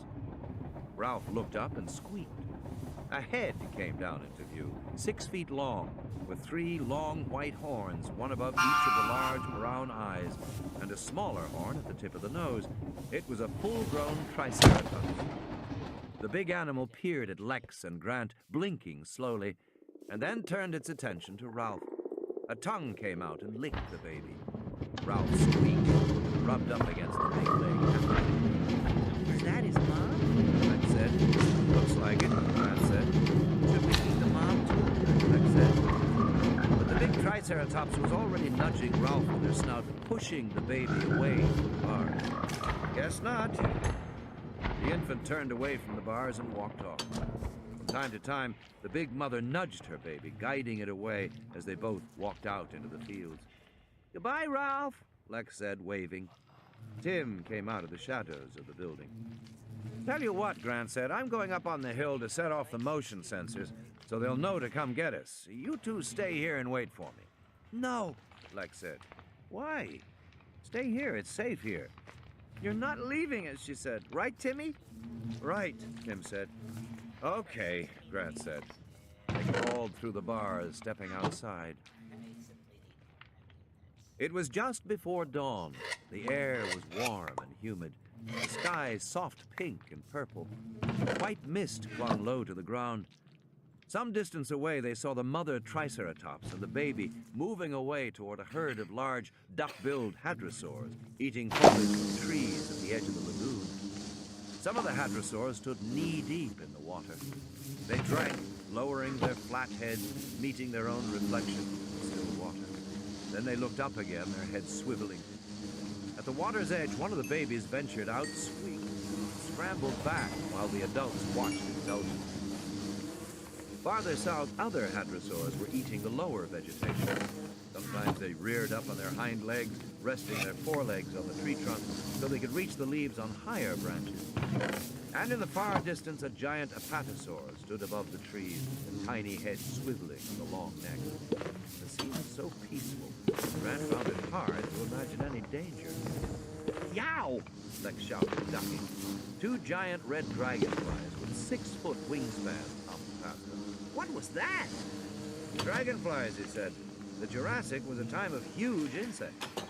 Do they bite? Lex said. I don't think so, Grant said. Tim held out his hand. One of the dragonflies was... He's gonna bite you. But the dragonfly just slowly flapped its red-veined, transparent wings, and then, when Tim moved his arm, flew off again. Which way do we go? He said. There. They started walking across the field. They reached a black box mounted on a heavy metal tripod, the first of the motion sensors. Grant stopped and waved his hand in front of it, back and forth, but nothing happened. If the phones didn't work, perhaps the sensors didn't work either. We'll try another one, he said, pointing across the field. Somewhere in the distance, they heard the roar of a large animal. Ah, hell, Arnold said. I just can't find it. He sipped coffee and stared, bleary-eyed at the screen. He had taken all the video monitors offline. In the control room, he was searching the computer code. He was exhausted. He'd been working for 12 straight hours. He turned to Wu, who would come up from the lab. Find what? The phones are still out. I can't get them back on. I think Nedry did something to the phones. Wu lifted one phone, heard hissing. Sounds like a modem. But it's not, Arnold said, because I went down into the basement and shut off all the modems. What you're hearing is just white noise that sounds like a modem transmitting. So the phone lines are jammed? Basically, yes. Nedry jammed them very well. He's inserted some kind of a lockout into the program code, and now I can't find it. Because I gave that restore command which erased part of the program listings. But apparently the command to shut off the phones is still resident in the computer memory. Wu shrugged. So, just reset. Shut the system down and you'll clear memory. I've never done it before, Arnold said, and I'm reluctant to do it. Maybe all the systems will come back on startup, but maybe they won't. I'm not a computer expert, and neither are you. Not really. And without an open phone line, we can't talk to anybody who is. If the command is RAM resident, it won't show up in the code. You can do a RAM dump and search that, but you don't know what you're searching for. I think all you can do is reset. Gennaro stormed in. We still don't have any telephones. Working on it. You've been working on it since midnight. And Malcolm is worse. He needs medical attention. It means I'll have to shut down, Arnold said. I can't be sure everything will come back on. Gennaro said, look, there's a sick man over in that lodge. He needs a doctor or he'll die. You can't call for a doctor unless you have a phone. 4 people have probably died already. Now shut down and get the phones working. Arnold hesitated. Well, Gennaro said, well, it's just... the safety systems don't allow the computer to be shut down, and then turn the goddamn safety systems off. Can't you get it through your head that he's gonna die unless he gets help? Okay, Arnold said. He got up and went to the main panel. He opened the doors and uncovered the metal swing latches over the safety switches. He popped them off, one after another. You asked for it, Arnold said, and you got it. He threw the master switch. The control room was dark. All the monitors were black. The 3 men stood there in the dark. How long do we have to wait? Gennaro said. 30 seconds, Arnold said.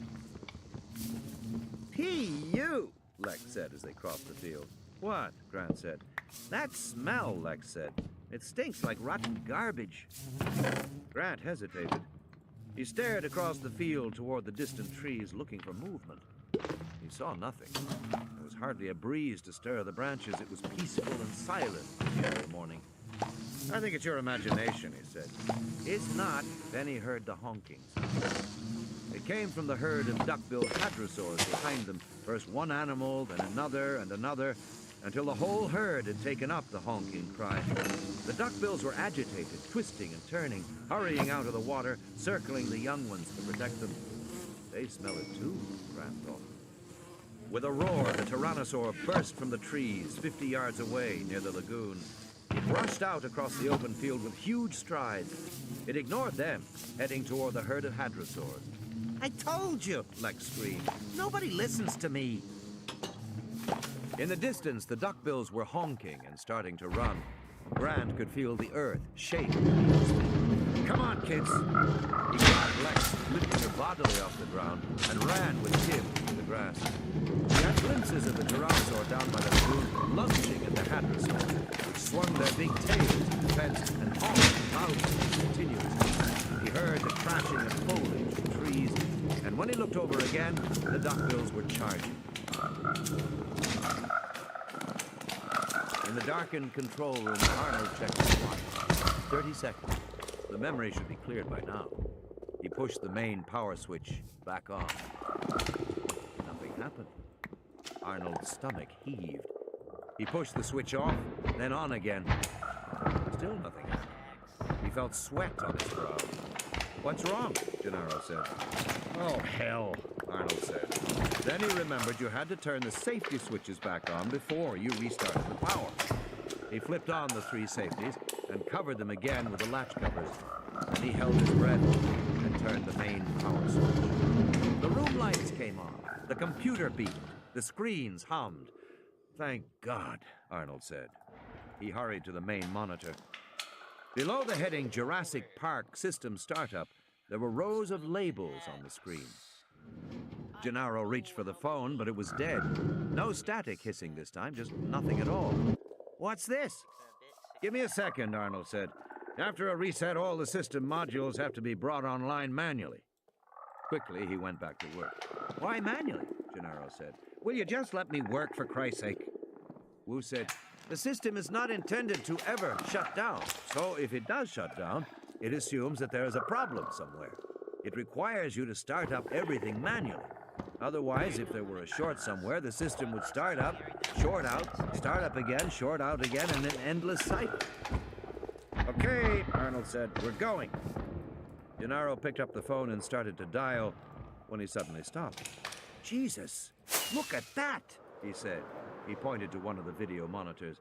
But Arnold was listening, staring at the map, where a tight cluster of dots by the lagoon had started to move in a coordinated way, moving fast, in a kind of swirl. What's happening? Gennaro said. The duckbills, Arnold said tonelessly. They've stampeded.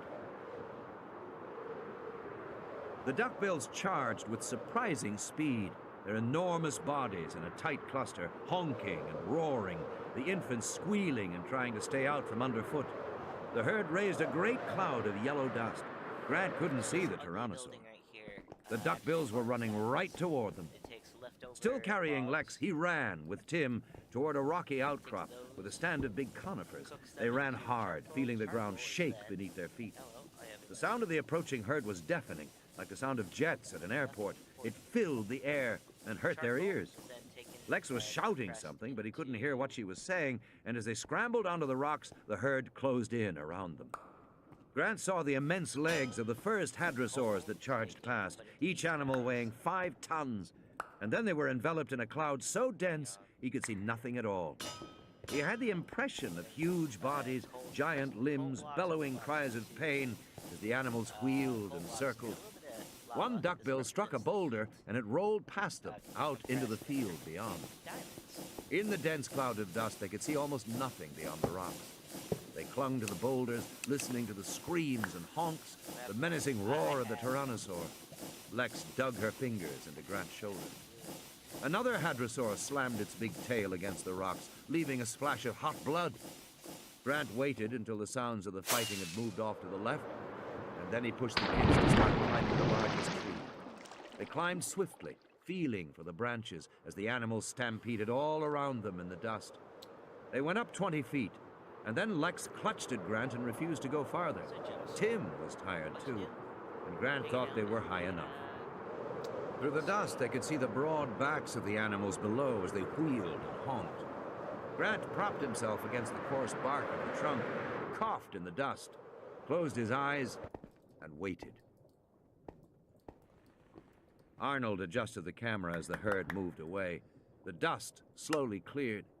He saw that the hadrosaurs had scattered and the tyrannosaur had stopped running, which could only mean it had made a kill. The tyrannosaur was now near the lagoon. Arnold looked at the video monitor and said, "Better get Muldoon to go out there and see how bad it is." "I'll get him," Gennaro said, and left the room. The park. A faint crackling sound, like a fire in a fireplace. Something warm and wet tickled Grant's ankle. He opened his eyes and saw an enormous beige head.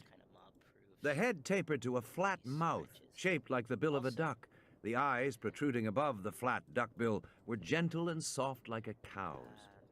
The duck mouth opened and chewed branches on the limb where Grant was sitting. He saw large, flat teeth in the cheek. The warm lips touched his ankle again as the animal chewed. A duck-billed hadrosaur. He was astonished to see it up close. Not that he was afraid. All the species of duck-billed dinosaurs were herbivorous, and this one acted exactly like a cow. Even though it was huge, its manner was so calm and peaceful, Grant didn't feel threatened. He stayed where he was on the branch, careful not to move, and watched as it ate. The reason Grant was astonished was that he had a proprietary feeling about this animal. It was probably a maiasaur from the late Cretaceous in Montana. With John Horner, Grant had been the first to describe the species. Maiasaurs had an upcurved lip, which gave them the appearance of smiling. The name meant good mother lizard. Maiasaurs were thought to protect their eggs until the babies were born and could take care of themselves. Grant heard an insistent chirping, and the big head swung down. He moved just enough to see the baby hadrosaur scampering around the feet of the adult. The baby was dark beige with black spots. The adult bent her head low to the ground and waited, unmoving, while the baby stood up on its hind legs, resting its front legs on the mother's jaw, and ate the branches that protruded from the side of the mother's mouth. The mother waited patiently until the baby had finished eating and dropped back down to all fours again. Then the big head came back up toward Grant. The hadrosaur continued to eat, just a few feet from him. Grant looked at the two elongated air holes on top of the flat upper bill. Apparently the dinosaur couldn't smell Grant. And even though the left eye was looking right at him, for some reason the hadrosaur didn't react to him. He remembered how the tyrannosaur had failed to see him the previous night. Grant decided on an experiment. He coughed. Instantly the hadrosaur froze, the big head suddenly still, the jaws no longer chewing. Only the eye moved, looking for the source of the sound. Then, after a moment, when there seemed to be no danger, the animal resumed chewing. Amazing, Grant thought. Sitting in his arms, Lex opened her eyes and said, Hey, what's that? The hadrosaur trumpeted in alarm, a loud, resonant honk that so startled Lex that she nearly fell out of the tree. The hadrosaur pulled its head away from the branch and trumpeted again. Don't make her mad, Tim said from the branch above. The baby chirped and scurried beneath the mother's legs as the hadrosaur stepped away from the tree. The mother cocked her head and peered inquisitively at the branch where Grant and Lex were sitting. With its upturned, smiling lips, the dinosaur had a comical appearance. Is it dumb? Lex said. No, Grant said. You just surprised her. Well, Lex said, is she going to let us get down or what? The hadrosaur had backed 10 feet away from the tree. She honked again. Grant had the impression she was trying to frighten them away. But the dinosaur didn't really seem to know what to do. She acted confused and uneasy. They waited in silence, and after a minute the hadrosaur approached the branch again, jaws moving in anticipation. She was clearly going to resume eating. Forget it, Lex said. I'm not staying here. She started to climb down the branches. At her movement, the hadrosaur trumpeted in fresh alarm. Grant was amazed. He thought, it really can't see us when we don't move. And after a minute, it literally forgets that we're here. This was just like the tyrannosaur, another classic example of an amphibian visual cortex. Studies of frogs had shown that amphibians only saw moving things like insects. If something didn't move, they literally didn't see it. The same thing seemed to be true of dinosaurs. In any case, the maiasaur now seemed to find these strange creatures climbing down the tree too upsetting. With a final honk, she nudged her baby and lumbered slowly away. She paused once and looked back at them, then continued on. They reached the ground. Lex shook herself off. Both children were covered in a layer of fine dust. All around them, the grass had been flattened. There were streaks of blood and a sour smell. Grant looked at his watch. We better get going, kids, he said. Not me, Lex said. I'm not walking out there anymore. We have to. Why? Because, Grant said, we have to tell them about the boat. Since they can't seem to see us on the motion sensors, we have to go all the way back ourselves. It's the only way. Why can't we take the raft? Tim said. What raft? Tim pointed to the low concrete maintenance building with the bars where they had spent the night. It was 20 yards away across the field. I saw a raft back there, he said. Grant immediately understood the advantages. It was now 7 o'clock in the morning. They had at least 8 miles to go. If they could take a raft along the river, they would make much faster progress than going overland. Let's do it, Grant said. End of Side 8. Side 9. Arnold punched the visual search mode and watched as the monitors began to scan throughout the park, the images changing every 2 seconds. It was tiring to watch, but it was the fastest way to find Nedry's Jeep, and Muldoon had been adamant about that. He'd gone out with Gennaro to look at the stampede, but now that it was daylight, he wanted the car found. He wanted the weapons. His intercom clicked. Mr. Arnold, may I have a word with you, please? It was Hammond. He sounded like the voice of God. You want to come here, Mr. Hammond? No, Mr. Arnold, Hammond said. Come to me. I'm in the genetics lab with Dr. Wu. We'll be waiting for you. Arnold sighed and stepped away from the screens. Grant stumbled deep in the gloomy recesses of the building. He pushed past 5-gallon containers of herbicide, tree pruning equipment, spare tires for a Jeep, coils of cyclone fencing, This is kinda 100-pound like fertilizer before bags, stacks of talking brown to ceramic City insulators, already. empty motor oil cans, work From lights, that and tunnel cables. before. I don't see any raft. Keep going. Bags of cement, lengths of copper pipe, green mesh, and 2 plastic oars hung on clips on the concrete wall. Okay, he said, but where's the raft? It must be here somewhere, Tim said. You never saw a raft? No, I just assumed it was here. Poking among the junk, Grant found no raft. But he did find a set of plans rolled up and speckled with mold and humidity, stuck back in a metal cabinet on the wall. He spread the plans on the floor, brushing away a big spider. He looked at them for a long time. I'm hungry. Just a minute. They were detailed topographical charts for the main area of the island where they now were. According to this, the lagoon narrowed into the river they had seen earlier, which twisted northward, right through the aviary, and on to within a half-mile of the visitor lodge. He flipped back through the pages. How to get to the lagoon? According to the plans, there should be a door at the back of the building they were in. Grant looked up and saw it, recessed back in the concrete wall. The door was wide enough for a car. Opening it, he saw a paved road running straight down toward the lagoon. The road was dug below ground level, so it couldn't be seen from above. Must be another service road. And it led to a dock at the edge of the lagoon. Clearly stenciled on the dock was raft storage. Hey, Tim said, look at this. He held out a metal case to Grant. Opening it, Grant found a compressed air pistol and a cloth belt that held darts. There were 6 darts in all, each as thick as his finger, labeled Moro 709. Good work, Tim. He slung the belt around his shoulder and stuck the gun in his trousers. Is it a tranquilizer gun?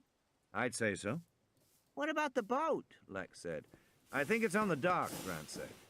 They started down the road. Grant carried the oars on his shoulder. I hope it's a big raft, Lex said, because I can't swim. Don't worry, he said. Maybe we can catch some fish, she said. They walked down the road with a sloping embankment rising up on both sides of them. They heard a deep, rhythmic snorting sound, but Grant could not see where it was coming from. Are you sure there's a raft down here? Lex said, wrinkling her nose. Probably, Grant said. The rhythmic snorting became louder as they walked, but they also heard a steady droning, buzzing sound. When they reached the end of the road, at the edge of the small concrete dock, Grant froze in shock. The Tyrannosaur was right there. It was sitting upright in the shade of a tree, its hind legs stretched out in front. Its eyes were open, but it was not moving except for its head, which lifted and fell gently with each snorting sound. The buzzing came from the clouds of flies that surrounded it, crawling over its face and slack jaws, its bloody fangs, and the red haunch of a killed hadrosaur that lay on its side behind the Tyrannosaur. The Tyrannosaur was only 20 yards away. Grant felt sure it must have seen him, but the big animal did not respond. It just sat there. It took him a moment to realize. The Tyrannosaur was asleep, sitting up, but asleep. He signaled to Tim and Lex to stay where they were. Grant walked slowly forward onto the dock in full view of the Tyrannosaur. The big animal continued to sleep, snoring softly. Near the end of the dock, a wooden shed was painted green to blend with the foliage. Grant quietly unlatched the door and looked inside. He saw a half-dozen orange life vests hanging on the wall, several rolls of wire mesh fencing, some coils of rope, and 2 big rubber cubes sitting on the floor. The cubes were strapped tight with flat rubber belts. Rafts. He looked back at Lex. She mouthed, "No boat." He nodded, "Yes." The Tyrannosaur raised its forelimb to swipe at the flies buzzing around its snout, but otherwise it did not move. Grant pulled one of the cubes out onto the dock. It was surprisingly heavy. He freed the straps, found the inflation cylinder. With a loud hiss, the rubber began to expand, and then with a hiss whap, it popped fully open on the dock. The sound was fearfully loud in their ears. Grant turned, stared up at the dinosaur.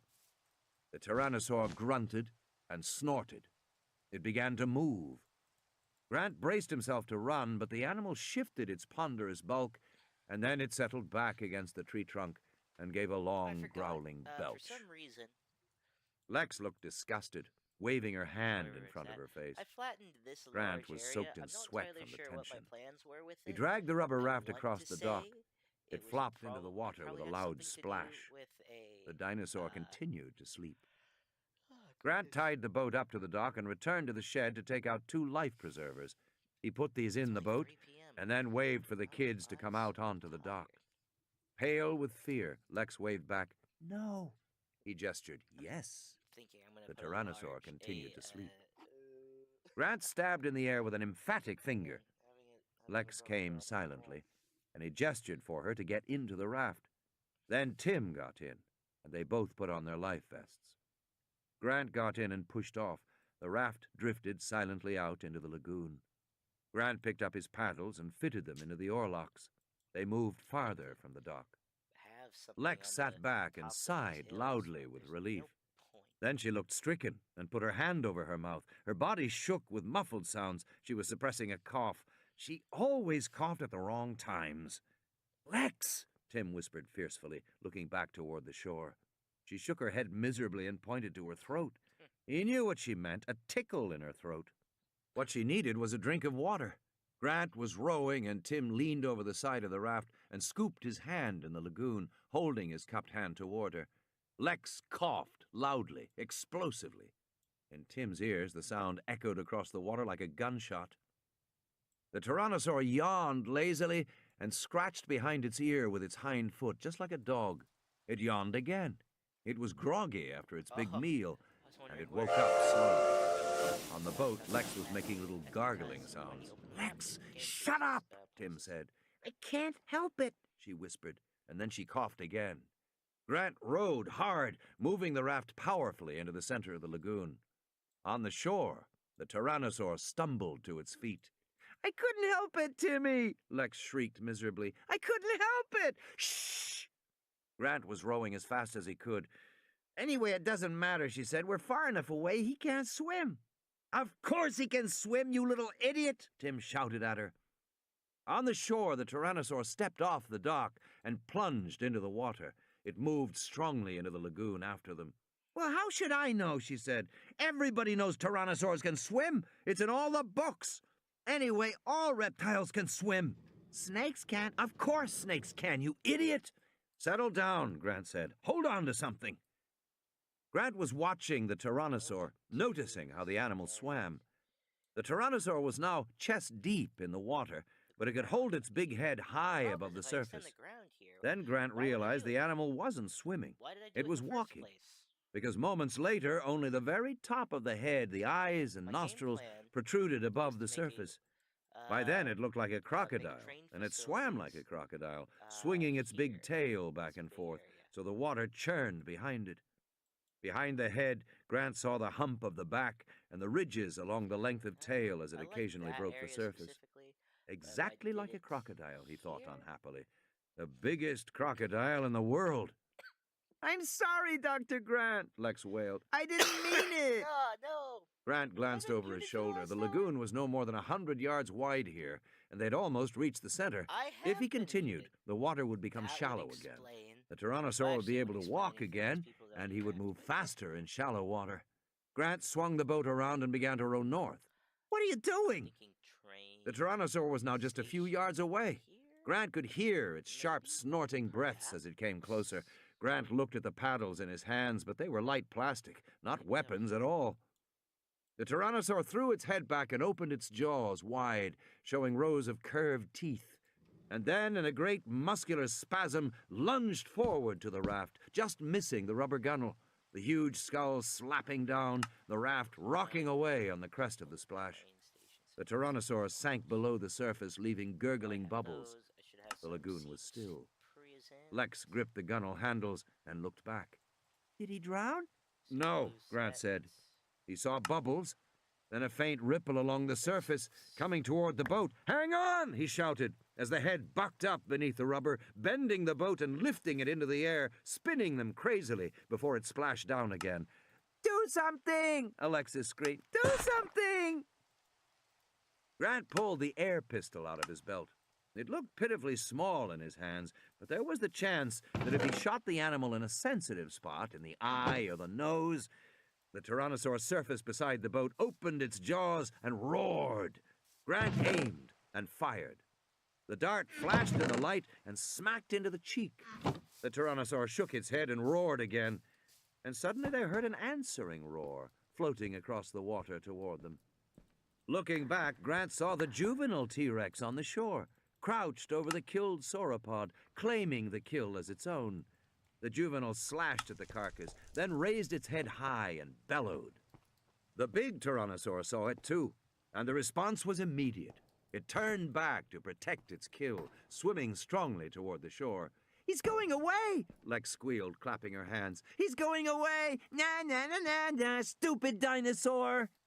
From the shore, the juvenile roared defiantly. Enraged, the big Tyrannosaur burst from the lagoon at full speed, water streaming from its enormous body as it raced up the hill past the dock. The juvenile ducked its head and fled, its jaws still filled with ragged flesh. The big Tyrannosaur chased it, racing past the dead sauropod, disappearing over the hill.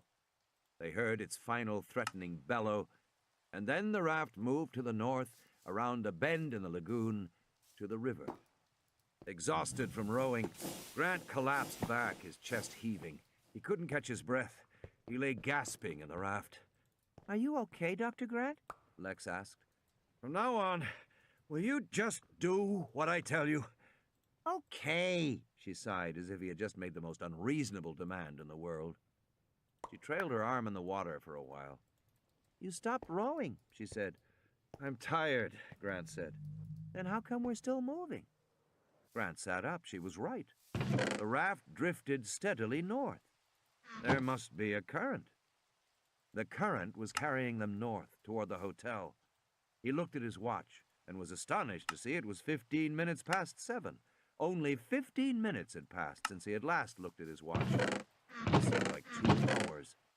Grant lay back against the rubber gunnels, closed his eyes, and slept. 5th iteration. Flaws in the system will now become severe. Ian Malcolm. Search. Gennaro sat in the jeep and listened to the buzzing of the flies and stared at the distant palm trees wavering in the heat. He was astonished by what looked like a battleground. The grass was trampled flat for 100 yards in every direction. One big palm tree was uprooted from the ground. There were great washes of blood in the grass and on the rocky outcropping to their right. Sitting beside him, Muldoon said, "No doubt about it. Rexy's been among the hadrosaurs." He took another drink of whiskey and capped the bottle. "Damn lot of flies," he said. They waited and watched. Gennaro drummed his fingers on the dashboard. "What are we waiting for?" Muldoon didn't answer immediately.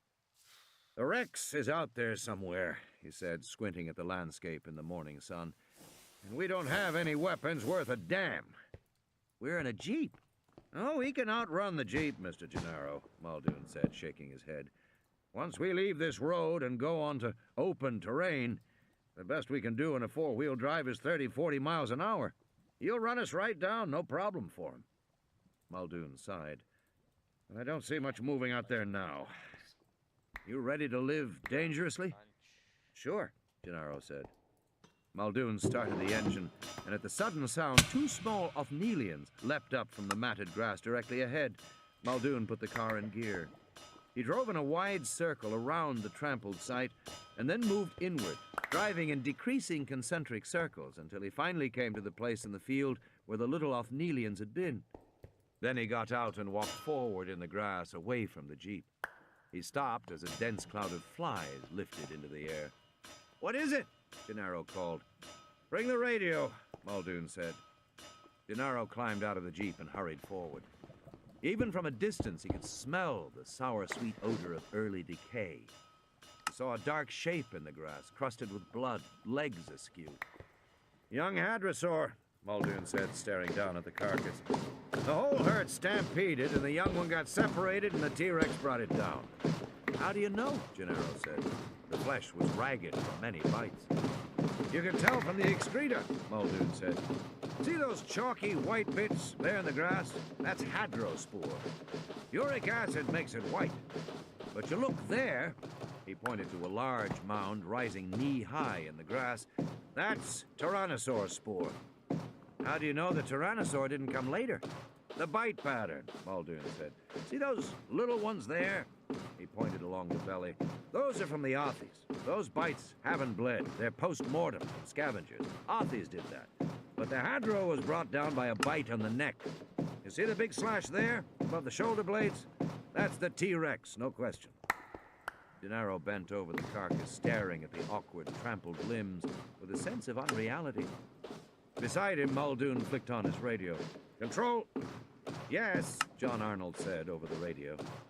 We got another hadro dead. Juvenile. Muldoon bent down among the flies and checked the skin on the sole of the right foot. A number was tattooed there.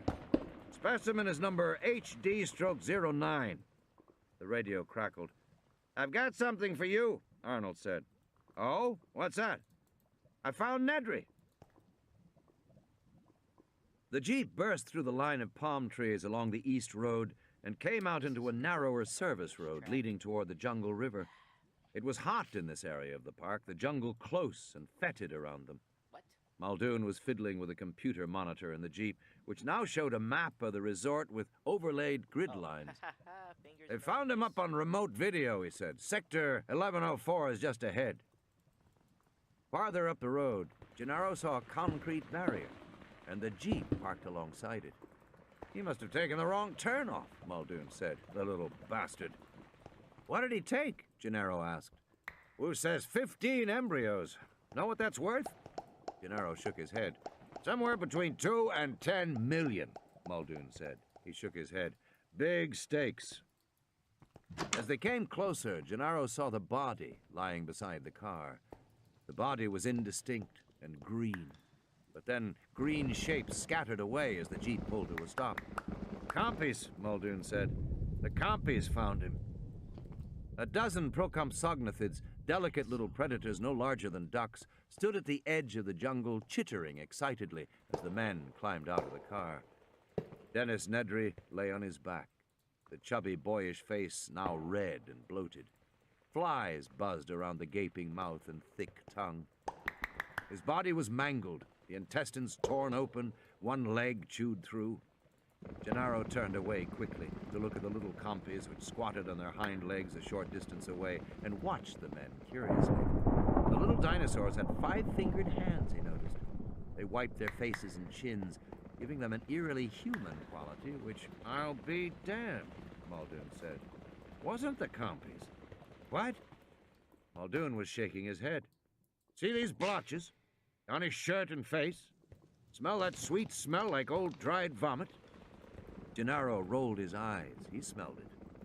That's Dillo saliva, Muldoon said. Spit from the Dilophosaurs. You see the damage on the corneas, all that redness? In the eyes, it's painful, but not fatal. You've got about 2 hours to wash it out with the antivenin. We keep it all around the park, just in case. Not that it mattered to this bastard. They blinded him, then ripped him down the middle. Not a nice way to go. Maybe there's justice in the world after all.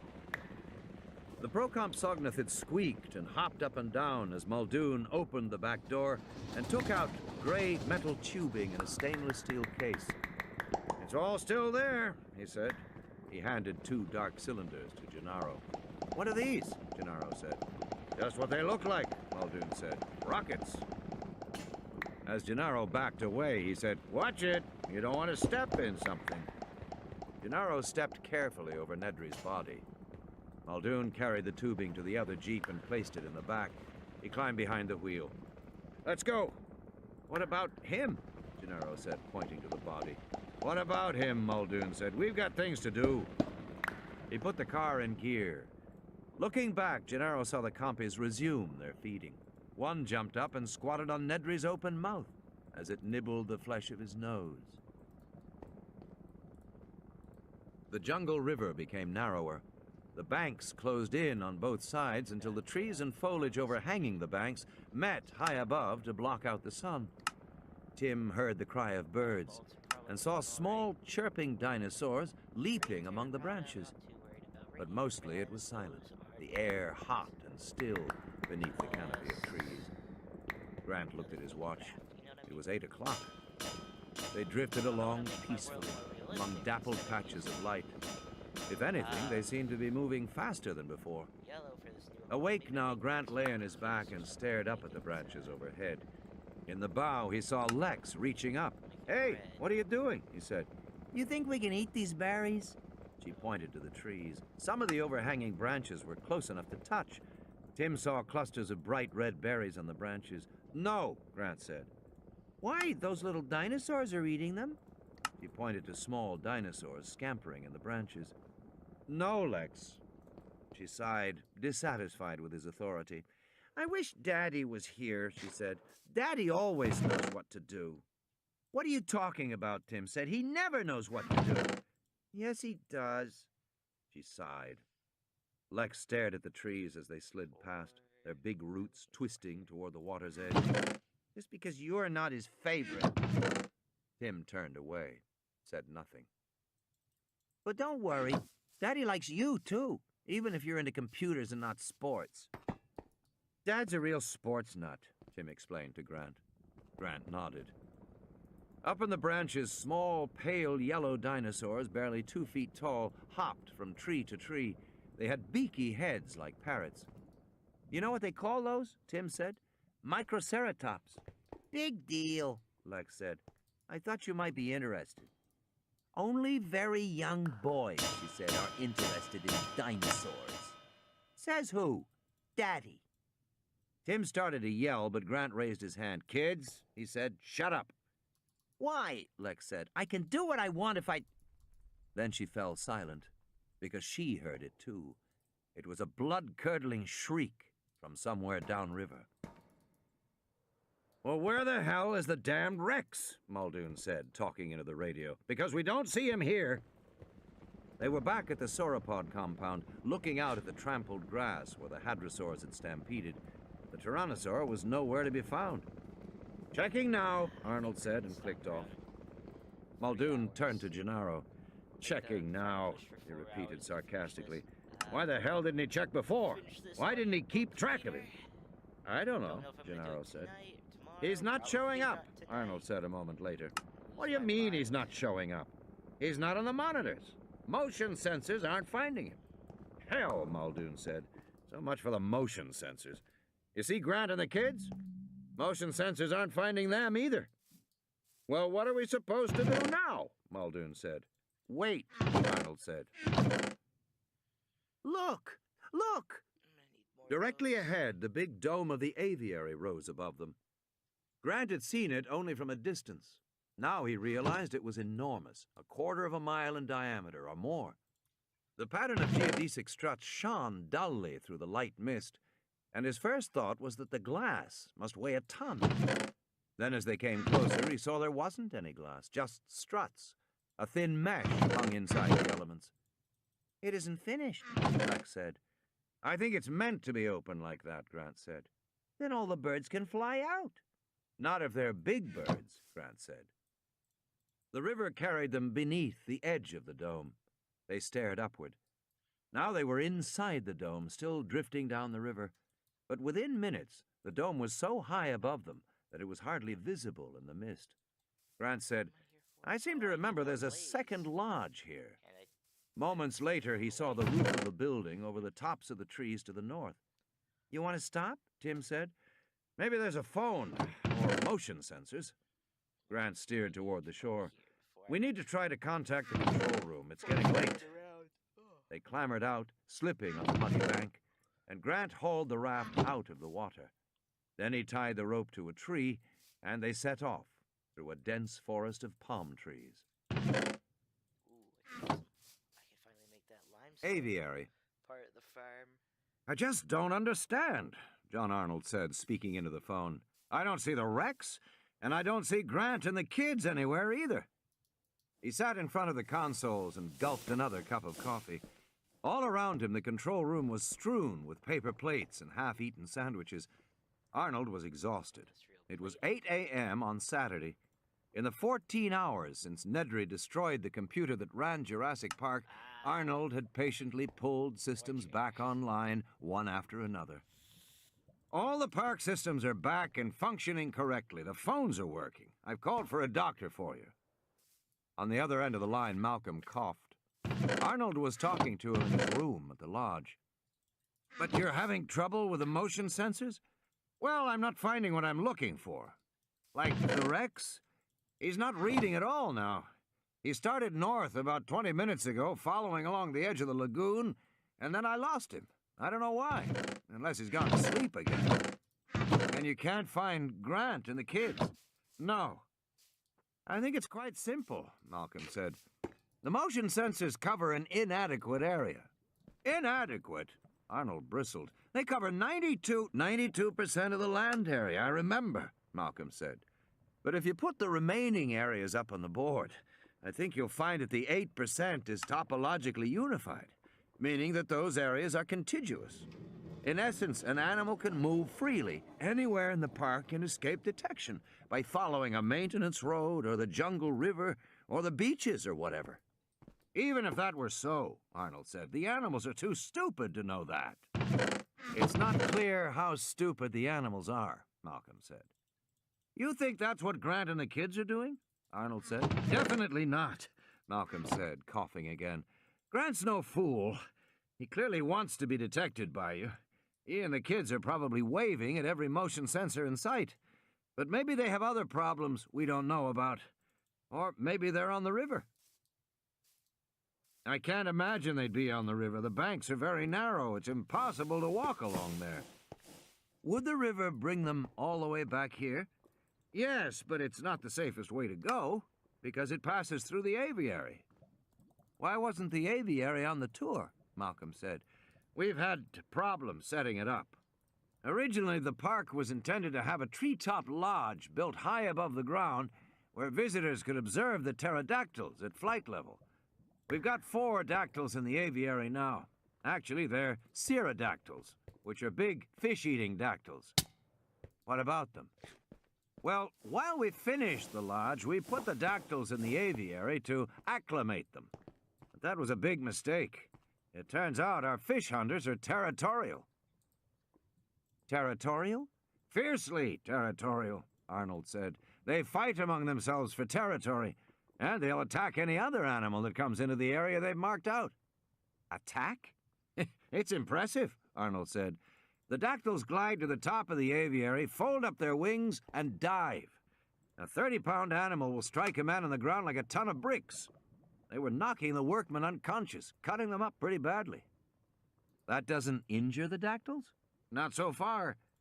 So if those kids are in the aviary, they're not, Arnold said. At least I hope they're not. Guys. Is that the lodge? Lex said. What a dump.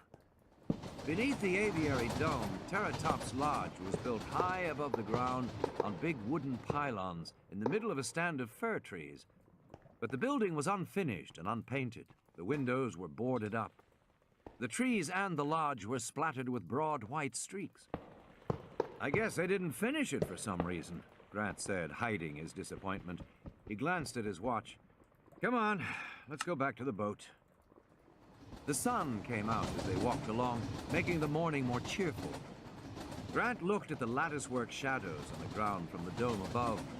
He noticed that the ground and the foliage were spattered with broad streaks of the same white chalky substance that had been on the building. And there was a distinctive sour odor in the morning air. Stinks here, Lex said. What's all that white stuff?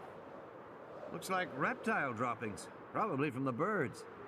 How come they didn't finish the lodge? I don't know. They entered a clearing of low grass dotted with wildflowers. They heard a long, low whistle, then an answering whistle from across the forest. What's that? I don't know. Then Grant saw the dark shadow of a cloud on the grassy field ahead. The shadow was moving fast. In moments, it had swept over them. He looked up and saw an enormous dark shape gliding above them, blotting out the sun. Yow! Lex said. Is it a pterodactyl? Yes, Tim said. Grant didn't answer. He was entranced by the sight of the huge flying creature. In the sky above, the pterodactyl gave a low whistle and wheeled gracefully, turning back toward them. How come they're not on the tour? Tim said. Grant was wondering the same thing. The flying dinosaurs were so beautiful, so graceful as they moved through the air. As Grant watched, he saw a second pterodactyl appear in the sky, and a third, and a fourth. Maybe because they didn't finish the lodge, Lex said. Grant was thinking these weren't ordinary pterodactyls. They were too large. They must be pterodactyls, big flying reptiles from the early Cretaceous. When they were high, these looked like small airplanes. When they came lower, he could see the animals had 15-foot wingspans, furry bodies, and heads like crocodiles.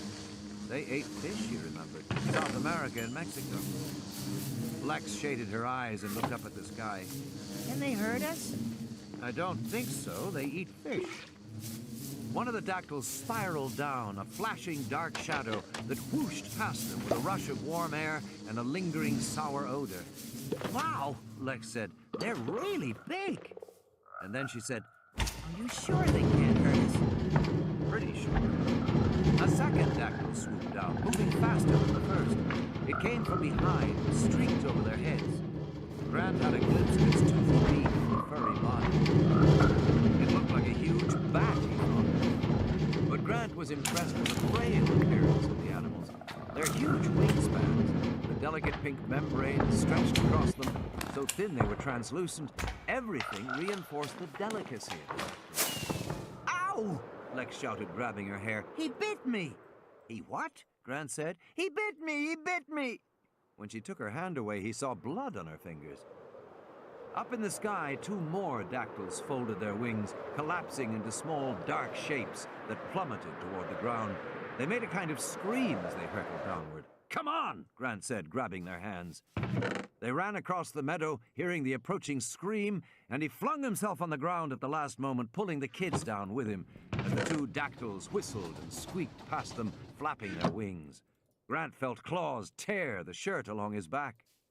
Then he was up, pulling Lex back onto her feet, and running with Tim a few feet forward, while overhead two more birds wheeled and dove toward them, screaming. At the last moment, he pushed the kids to the ground, and the big shadows flapped past. Ugh, Lex said, disgusted. He saw that she was streaked with white droppings from the birds. Grant scrambled to his feet. Come on! He was about to run when Lex shrieked in terror. He turned back and saw that one of the dactyls had grabbed her by the shoulders with its hind claws. The animal's huge leathery wings, translucent in the sunlight, flapped broadly on both sides of her. The dactyl was trying to take off, but Lex was too heavy, and while it struggled, it repeatedly jabbed at her head with its long, pointed jaw. Lex was screaming, waving her arms wildly. Grant did the only thing he could think to do. He ran forward and jumped up, throwing himself against the body of the dactyl. He knocked it onto its back on the ground and fell on top of the furry body. The animal screamed and snapped. Grant ducked his head away from the jaws and pushed back as the giant wings beat around his body. It was like being in a tent in a windstorm. He couldn't see, he couldn't hear. There was nothing but the flapping and shrieking and the leathery membranes. The clawed legs scratched frantically at his chest. Lex was screaming. Grant pushed away from the dactyl, and it squeaked and gibbered as it flapped its wings and struggled to turn over to right itself. Finally, it pulled in its wings like a bat and rolled over, lifted itself up on its little wing claws, and began to walk that way. He paused, astonished. It could walk on its wings. Lederer's speculation was right. But then the other dactyls were diving down at them, and Grant was dizzy, off balance, and in horror he saw Lex run away, her arms over her head, Tim shouting at the top of his lungs. The first of them swooped down, and she threw something, and suddenly the dactyl whistled and climbed. The other dactyls immediately climbed and chased the first into the sky. The fourth dactyl flapped awkwardly into the air to join the others. Grant looked upward, squinting to see what had happened. The three dactyls chased the first, screaming angrily. They were alone in the field. "What happened?" Grant said. They got my glove, Lex said. My Daryl Strawberry Special. They started walking again. Tim put his arm around her shoulders. Are you all right? Of course, stupid, she said, shaking him off. She looked upward. I hope they choke and die, she said. Yeah, Tim said. Me too. Up ahead, they saw the boat on the shore. Grant looked at his watch. It was 8:30. He now had 2.5 hours to get back. Lex cheered as they drifted beyond the silver aviary dome. Then the banks of the river closed in on both sides, the trees meeting overhead. The current flowed very fast. Lex reached up to touch the branches as they went past. Grant sat back in the raft and listened to the gurgle of the water through the warm river. Moving fast now, the branches overhead slipping by more rapidly. It was pleasant. It gave a little breeze in the hot confines of the river. Grant couldn't guess how far they'd come, but it must be several miles at least from the shore where they left. Perhaps 4 or 5 miles, maybe even more. That meant they might be only an hour's walk from the hotel once they left. But after the aviary,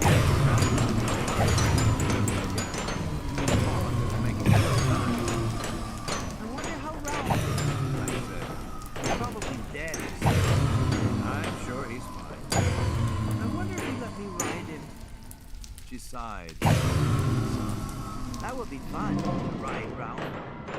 Tim said to Grant, Remember back in the Dinosaurs last night? How come you asked them about frog DNA? because of the breeding, Grant said. They can't explain why the dinosaurs are breeding since they irradiate. Right. Well, irradiation is notoriously unreliable. Probably doesn't work. I think that'll eventually stop. But there is still the problem of the dinosaurs being female. How can they breed on their own? Well, across the animal kingdom, sexual reproduction exists in extraordinary variety. Tim's very interested in sex, Lex said. They both ignored her. For example, Grant said, many animals have sexual reproduction without ever having what we would call sex. The male releases the spermatozoa, which contains the sperm, and the female picks it up at a later time. This kind of exchange does not require quite as much physical differentiation as male and female usually think exists. Male and female are more alike in some animals than they are in human beings. It's not. What about the frog? Grant heard something short of their feet. Scattered, armed, shaking the branches. The big head of the Tyrannosaur lunged through the foliage to the left, the jaws snapping in the raft. Lex howled in terror, and Grant paddled away toward the opposite bank. But the river here was only 10 feet wide. The Tyrannosaur was caught in the heavy growth. It butted and twisted its head and roared. Then it pulled its head back. Through the trees that lined the riverbank, they saw the huge dark form of the Tyrannosaur moving north, looking for a gap in the trees that lined the bank. The Microceratopsians had all gone to the opposite bank, where they shrieked and scampered and jumped up and down. In the raft, Grant, Tim, and Lex stared helplessly as the Tyrannosaur tried to break through again. But the trees were too dense along the banks of the river. The Tyrannosaur again moved downstream ahead of the boat and tried again, shaking the branches furiously. But again it failed. Then it moved off, heading farther downstream. I hate him, Lex said. Grant sat back in the boat, badly shaken. If the Tyrannosaur had broken through, there was nothing he could have done to save them. The river was so narrow that it was hardly wider than the raft. It was like being in a tunnel. The rubber gunnels often scraped on the mud as the boat was pulled along by the swift current. He glanced at his watch. Almost 9. The raft continued downstream. Hey, Lex said. listen. He heard snarling, interspersed by a repeated hooting cry. The cries were coming from beyond a curve farther downriver. He listened and heard the hooting again. What is it? Lex said. I don't know, Grant said, but there's more than one of them. He paddled the boat to the opposite bank, grabbed a branch to stop the raft. The snarling was repeated, then more hooting. It sounds like a bunch of owls, Tim said.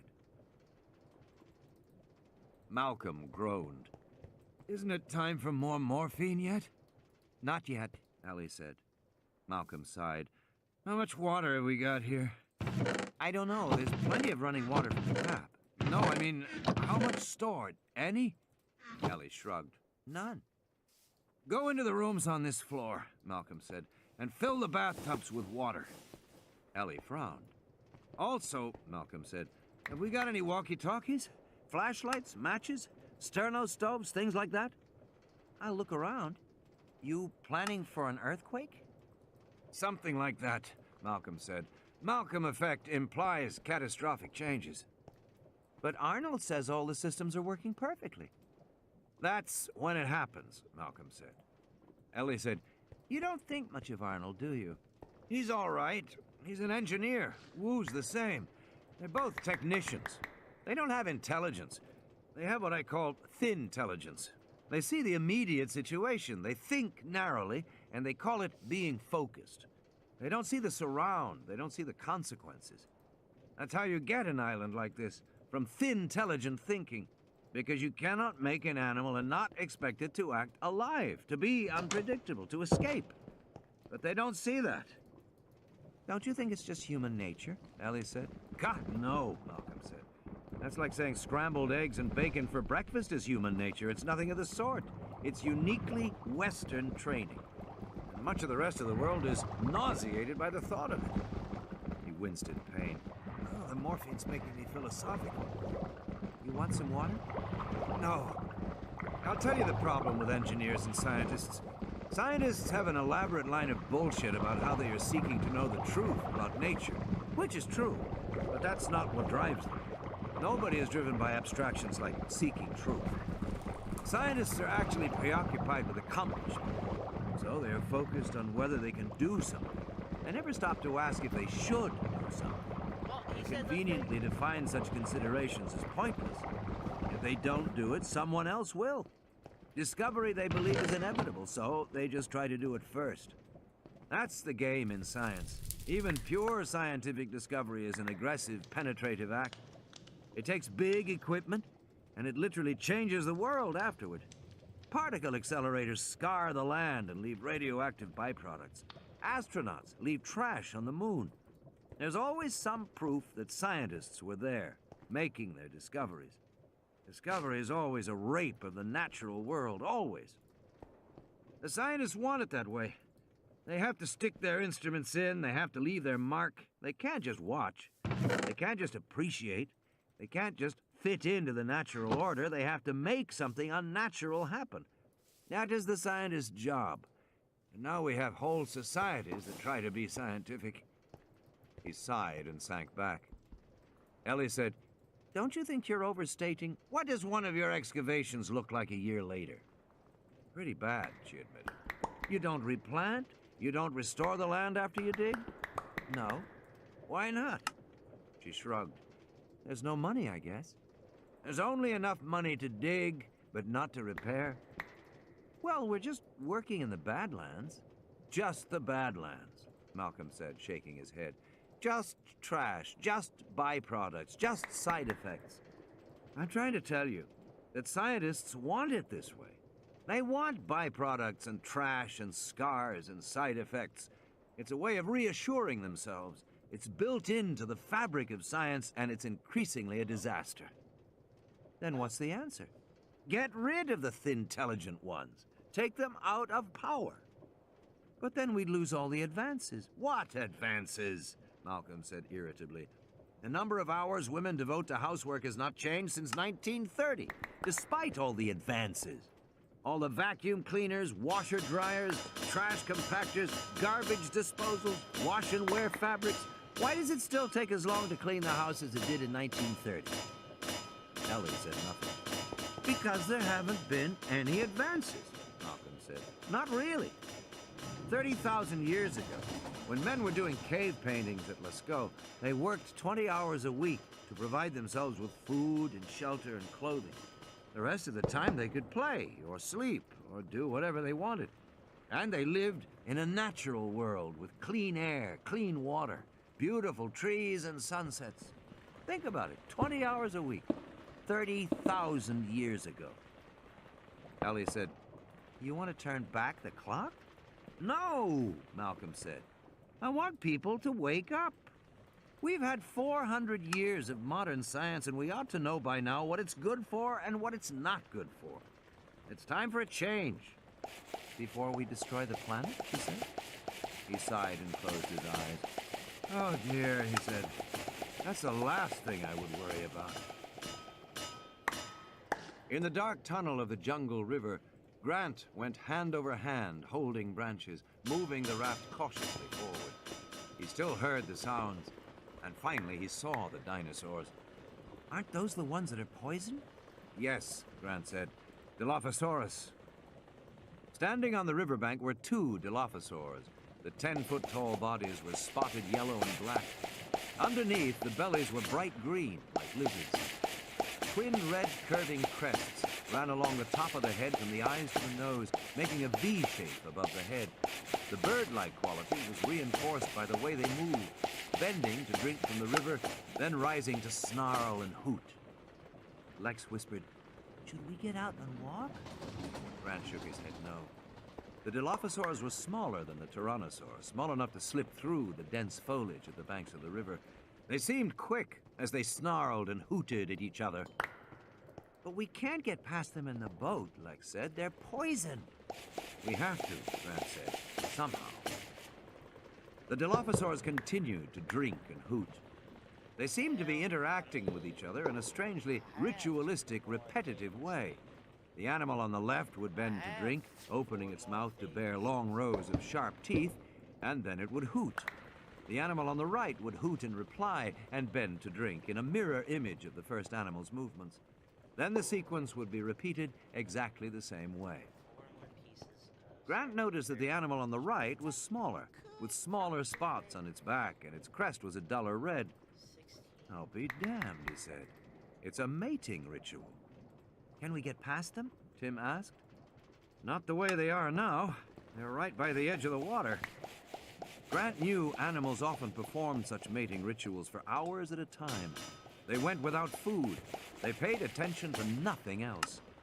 He glanced at his watch. 9:20. "What do we do?" Tim said. Grant sighed. "I have no idea." He sat down in the raft, and then the Dilophosaurs began to honk and roar repeatedly in agitation. He looked up. The animals were both facing away from the river. "What is it?" Lex said. Grant smiled. "I think we're finally getting some help." He pushed off from the bank. "I want you two kids to lie flat on the rubber. We'll go past as fast as we can, but just remember, whatever happens, don't say anything. And don't move, okay?" The raft began to drift downstream toward the hooting Dilophosaurs.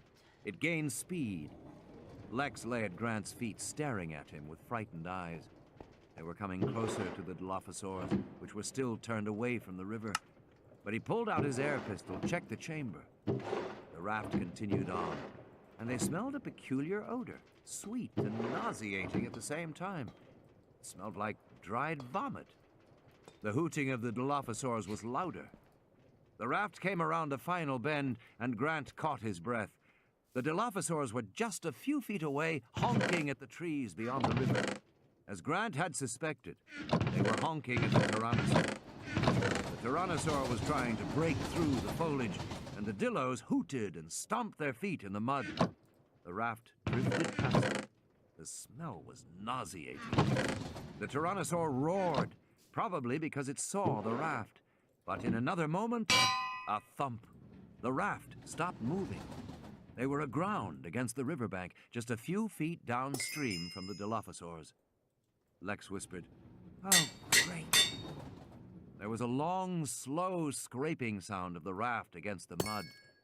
Then the raft was moving again. They were going down the river. The Tyrannosaur roared a final time and moved off. One Dilophosaur looked surprised, then hooted. The other Dilophosaur hooted in reply.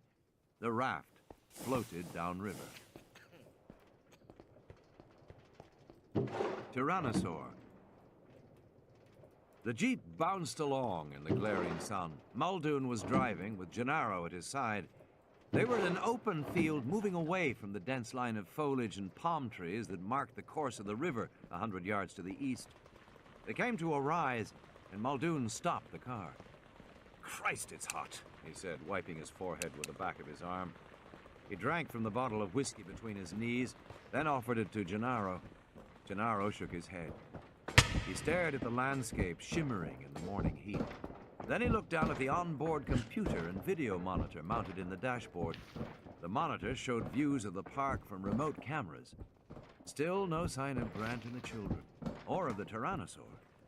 The radio crackled. "Muldoon?" Muldoon picked up the handset. "Yeah. You got your onboards? I found the Rex. He's in grid 442, going to 443. "Just a minute," Muldoon said, adjusting the monitor. "Yeah, I got him now. Following the river." The animal was slinking along the foliage that lined the banks of the river going north. "Take it easy with him, just immobilize him." "Don't worry," Muldoon said, squinting in the sun. "I won't hurt him." "Remember," Arnold said, "the Tyrannosaur's our main tourist attraction." Muldoon turned off his radio with a crackle of static. "You're still talking about tourists." Muldoon started the engine. "Let's go see Rexy and give him a dose." The jeep jolted. "You're looking forward to this," Gennaro said. "I've wanted to put a needle in this big bastard for a while," Muldoon said. "And there he is." They came to a wrenching stop. Through the windshield, Gennaro saw the Tyrannosaur directly ahead of them, moving among the palm trees along the river. Muldoon drained the whiskey bottle and threw it in the back seat. He reached back for his tubing. Gennaro looked at the video monitor, which showed their jeep and the Tyrannosaur. There must be a closed-circuit camera in the trees somewhere behind. "You want to help?" Muldoon said. "You can break out those canisters by your feet." Gennaro bent over and opened a stainless steel Halliburton case. It was padded inside with foam.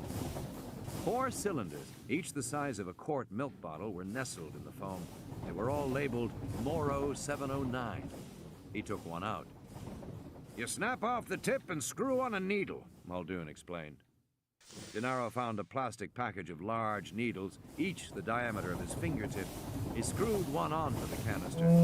The opposite end of the canister had a circular lead weight. "That's the plunger. Compresses on impact." Muldoon sat forward with the air rifle across his knees. It was made of heavy gray tubular metal and looked at Gennaro like a bazooka or a rocket launcher. "What's Moro 709? "Standard animal trank," Muldoon said. "Zoos around the world use it. We'll try 1,000 cc's to start." Muldoon cracked open the chamber, which was large enough to insert his fist. He slipped the canister into the chamber and closed it. "That should do it," Muldoon said. "Standard elephant gets about 200 cc's, but they're only 2 or 3 tons each. Tyrannosaurus Rex is 8 tons, and a lot meaner. That matters to the dose." "Why?" "Animal dose is partly body weight and partly temperament. You shoot the same dose of 709 into an elephant, a hippo, and a rhino, you'd immobilize the elephant so it just stands there like a statue. You'll slow down the hippo so it gets kind of sleepy, but it keeps moving. And the rhino will just get fighting mad. But on the other hand, you chase a rhino for more than 5 minutes in a car and he'll drop dead from adrenaline shock. Strange combination of tough and delicate." Muldoon drove slowly toward the river, moving closer to the Tyrannosaur. "But those are all mammals. We know a lot about handling mammals because zoos are built around the big mammalian attractions. Lions, tigers, bears, elephants. We know a lot less about reptiles. And nobody knows anything about dinosaurs. The dinosaurs are new animals." "You consider them reptiles?" Gennaro said. "No," Muldoon said, shifting gears. "Dinosaurs don't fit existing categories." He swerved to avoid a rock. Actually, what we find is that dinosaurs were as variable as mammals are today. Some dinos are tame and cute, and some are mean and nasty. Some of them see well, and some of them don't. Some of them are stupid, and some of them are very, very intelligent. Like the raptors? Gennaro said. Muldoon nodded. Raptors are smart. Very smart. Believe me, all the problems we have so far, he said, are nothing compared with what we'd have if the raptors ever got out of their holding pen. Foreshadowing. I think this is as close as we can get to our Rexy. Up ahead, the Tyrannosaur was poking its head through the branches, peering toward the river, trying to get through. Really like to see. Then the animal moved a few yards downstream to try again. Wonder what he sees in there, Gennaro said. Hard to know, Muldoon said. Maybe he's trying to get to the Microceratopsians that scramble around in the branches. They'll run him a merry chase. Muldoon stopped the jeep about 50 yards away from the Tyrannosaur and turned the vehicle around. He left the motor running. Get behind the wheel, Muldoon said, and put your seatbelt on. He took another canister and hooked it onto his shirt. Then he got out. Gennaro slid behind the wheel.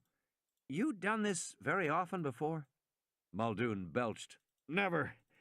I'll try to get him just behind the auditory meatus. We'll see how it goes from there. He walked 10 yards behind the jeep and crouched down in the grass on one knee. He steadied the big gun against his shoulder and flipped up the thick telescopic sight. Muldoon aimed at the Tyrannosaur, which still ignored them. There was a burst of pale gas, and Gennaro saw a white streak shoot forward in the air toward the Tyrannosaur, but nothing seemed to happen. Then the Tyrannosaur turned slowly, curiously, to peer at them. It moved its head from side to side, as if looking at them with alternate eyes. Muldoon had taken down the launcher and was loading the second canister. You hit him? Gennaro said. Muldoon shook his head. Missed. Damn laser sights. See if there's a battery in the case. A what? Gennaro said. A battery, Muldoon said. It's about as big as your finger, gray markings. Gennaro bent over to look in the steel case. He felt the vibration of the jeep, heard the motor ticking over. He didn't see a battery. The Tyrannosaur roared. To Gennaro, it was a terrifying sound, rumbling from the great chest cavity of the animal, bellowing out over the landscape. He sat up sharply and reached for the steering wheel, put his hand on the gear shift. On the radio, he heard a voice say, Muldoon, this is Arnold. Get out of there. Over. I know what I'm doing, Muldoon said. The Tyrannosaur charged. Muldoon stood his ground. Despite the creature racing toward him, he slowly and methodically raised his launcher, aimed, and fired. Once again, Gennaro saw the puff of smoke and the white streak of the canister going toward the animal. Nothing happened. The Tyrannosaur continued to charge. Now Muldoon was on his feet and running, shouting, Go! Go! Gennaro put the jeep in gear, and Muldoon threw himself onto the side door as the jeep lurched forward. The Tyrannosaur was closing rapidly, and Muldoon swung the door open and climbed inside. Go! Damn it, go! Gennaro floored it. The jeep bounced precariously, the front end nosing so high they saw only sky through the windshield, then slamming down again toward the ground and racing forward again. Gennaro headed for a stand of trees to the left, until in the rearview mirror he saw the Tyrannosaur give a final roar and turn away. Gennaro slowed the car. Jesus! Muldoon was shaking his head. I could have sworn I hit him the second time. I'd say you missed, Gennaro said. Needle must have broken off before the plunger injected. Admit it, you missed. Yeah, Muldoon said. He sighed. I missed. Battery was dead in the damn laser sights. My fault. I should have checked it after it was out all last night. Let's go back and get more canisters. The jeep headed north toward the hotel. Muldoon picked up the radio. Control? Yes? We're heading back to base. The river was now very narrow and flowing swiftly. The raft was going faster all the time. It was starting to feel like an amusement park ride. Whee! Lex yelled, holding onto the gunnel. Faster! Faster! Grant squinted, looking forward. The river was still narrow and dark, but farther ahead he could see the trees ended, and there was bright sunlight beyond, and a distant roaring sound. What The river seemed to end abruptly in a peculiar flat line. The raft was going still faster, rushing forward. Grant grabbed for his paddles. "What is it?" "It's a waterfall," Grant said. The raft swept out of the overhanging darkness into brilliant morning sunlight and raced forward on the swift current toward the lip of the waterfall. The roar was loud in their ears. Grant paddled as strongly as he could, but he only succeeded in spinning the boat in circles. It continued inexorably toward the lip. Lex leaned toward him. "I can't swim." Grant saw that she did not have her life vest clasped, but there was nothing he could do about it. With frightening speed, they came to the edge, and the roar of the waterfall seemed to fill the world. Grant jammed his oar deep into the water, felt it catch and hold right at the lip. The rubber raft shuddered in the current, but they did not go over. Grant strained against the oar, and looking over the edge, saw the sheer drop of 50 feet down to the surging pool below. And standing in the surging pool, waiting for them, was the Tyrannosaur. Lex was screaming in panic, and then the boat spun, and the rear end dropped away, spilling them out into air and roaring water, and they fell sickeningly. Grant flailed his arms in the air, and the world went suddenly silent and slow. It seemed to him he fell for long minutes. He had time to observe Lex, clutching her orange jacket, falling alongside him. He had time to observe Tim, looking down at the bottom. He had time to observe the frozen white sheet of the waterfall. He had time to observe the bubbling pool beneath him as he fell slowly, silently toward it. Then, with a stinging slap, Grant plunged into cold water, surrounded by white boiling bubbles. He tumbled and spun and glimpsed the leg of the Tyrannosaur as he swirled past it, swept down through the pool and out into the stream beyond. Grant swam for the shore, clutched warm rock, slipped off, caught a branch, and finally pulled himself out of the main current. Gasping, he dragged himself on his belly onto the rocks and looked at the river just in time to see the brown rubber raft tumble past him. Then he saw Tim battling the current, and he reached out and pulled him, coughing and shivering, onto the shore beside him. Grant turned back to the waterfall and saw the Tyrannosaur plunge its head straight down into the water of the pool at its feet. The great head shook, splashing water to either side. It had something between its teeth. And then the Tyrannosaur lifted its head back up. Dangling from the jaws was Lex's orange life vest. A moment later, Lex bobbed to the surface beside the dinosaur's long tail. She lay face down in the water. Her little body swept downstream. Grant plunged into the water after her, was again immersed in the churning torrent. A moment later, he pulled her up onto the rocks, a heavy, lifeless weight. Her face was gray. Water poured from her mouth. Grant bent over her to give her mouth to mouth, but she coughed. Then she vomited yellow-green liquid and coughed again. Her eyelids fluttered. "Hi," she said. She smiled weakly. "We did it." Tim started to cry. She coughed again. "Will you stop it? What are you crying for?" "Because we were worried about you," Grant said. Small flecks of white were drifting down the river. The Tyrannosaur was tearing up the life vest. Still turned away from them, facing the waterfall. But at any moment, the animal might turn and see them. "Come on, kids," he said. "Where are we going?" Lex said, coughing. "Come on." He was looking for a hiding place. Downstream, he saw only an open, grassy plain affording no protection. Upstream was a dinosaur. Then Grant saw a dirt path by the river. It seemed to lead up toward the waterfall. And in the dirt, he saw the clear imprint of a man's shoe leading up the path. The Tyrannosaur finally turned around, growling and looking out toward the grassy plain.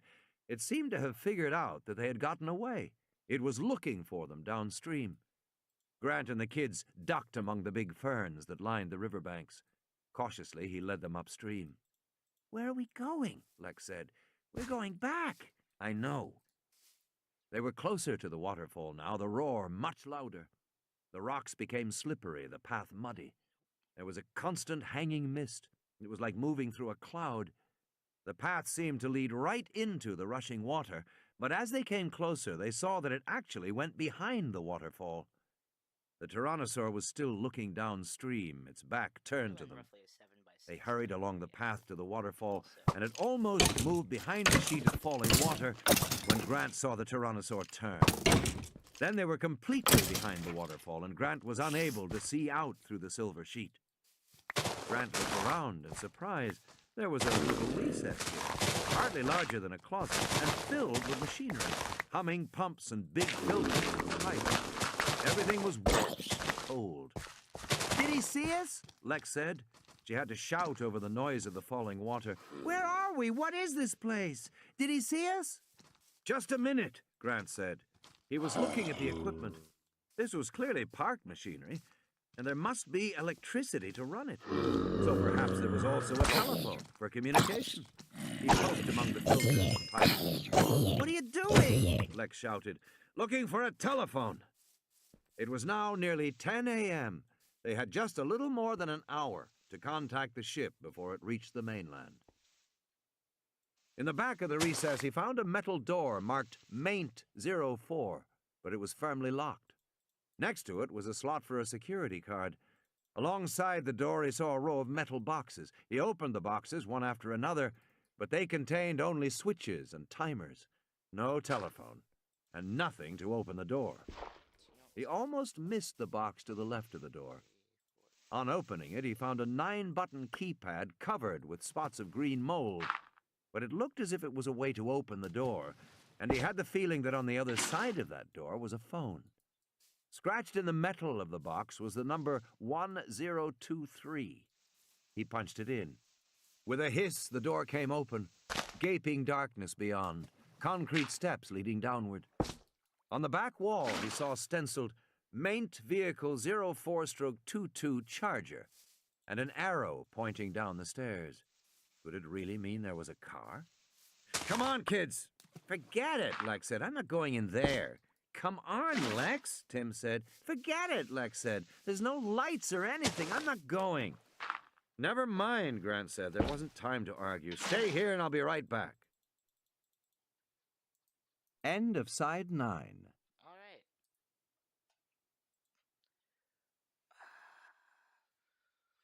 3:25. We've got. Oh yeah, we're about halfway through. A little, little over halfway to go. Another half to go on this last video. I don't know how many more sides, sides, I guess, of the DVD set this would be, but we are probably going to call it for now. So, on day 365, wait, correction, can't read. 965.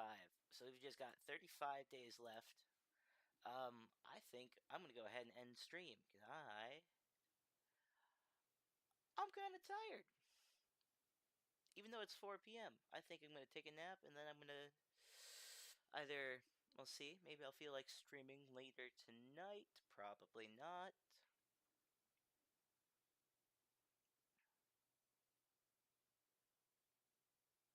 And then we shall see. Yeah. At the very least, I plan on streaming again tomorrow, and I have a different. I'd like to finish this book, and in addition to that, I'd like to finish my not finish, but I'd like to hit day 1,000. Thank you, Jocelyn. I can see you've been hanging out in the chat this whole time. Very nice of you. I'm probably mispronouncing that. Oh well. I'm not gonna change that. It's also a little too late.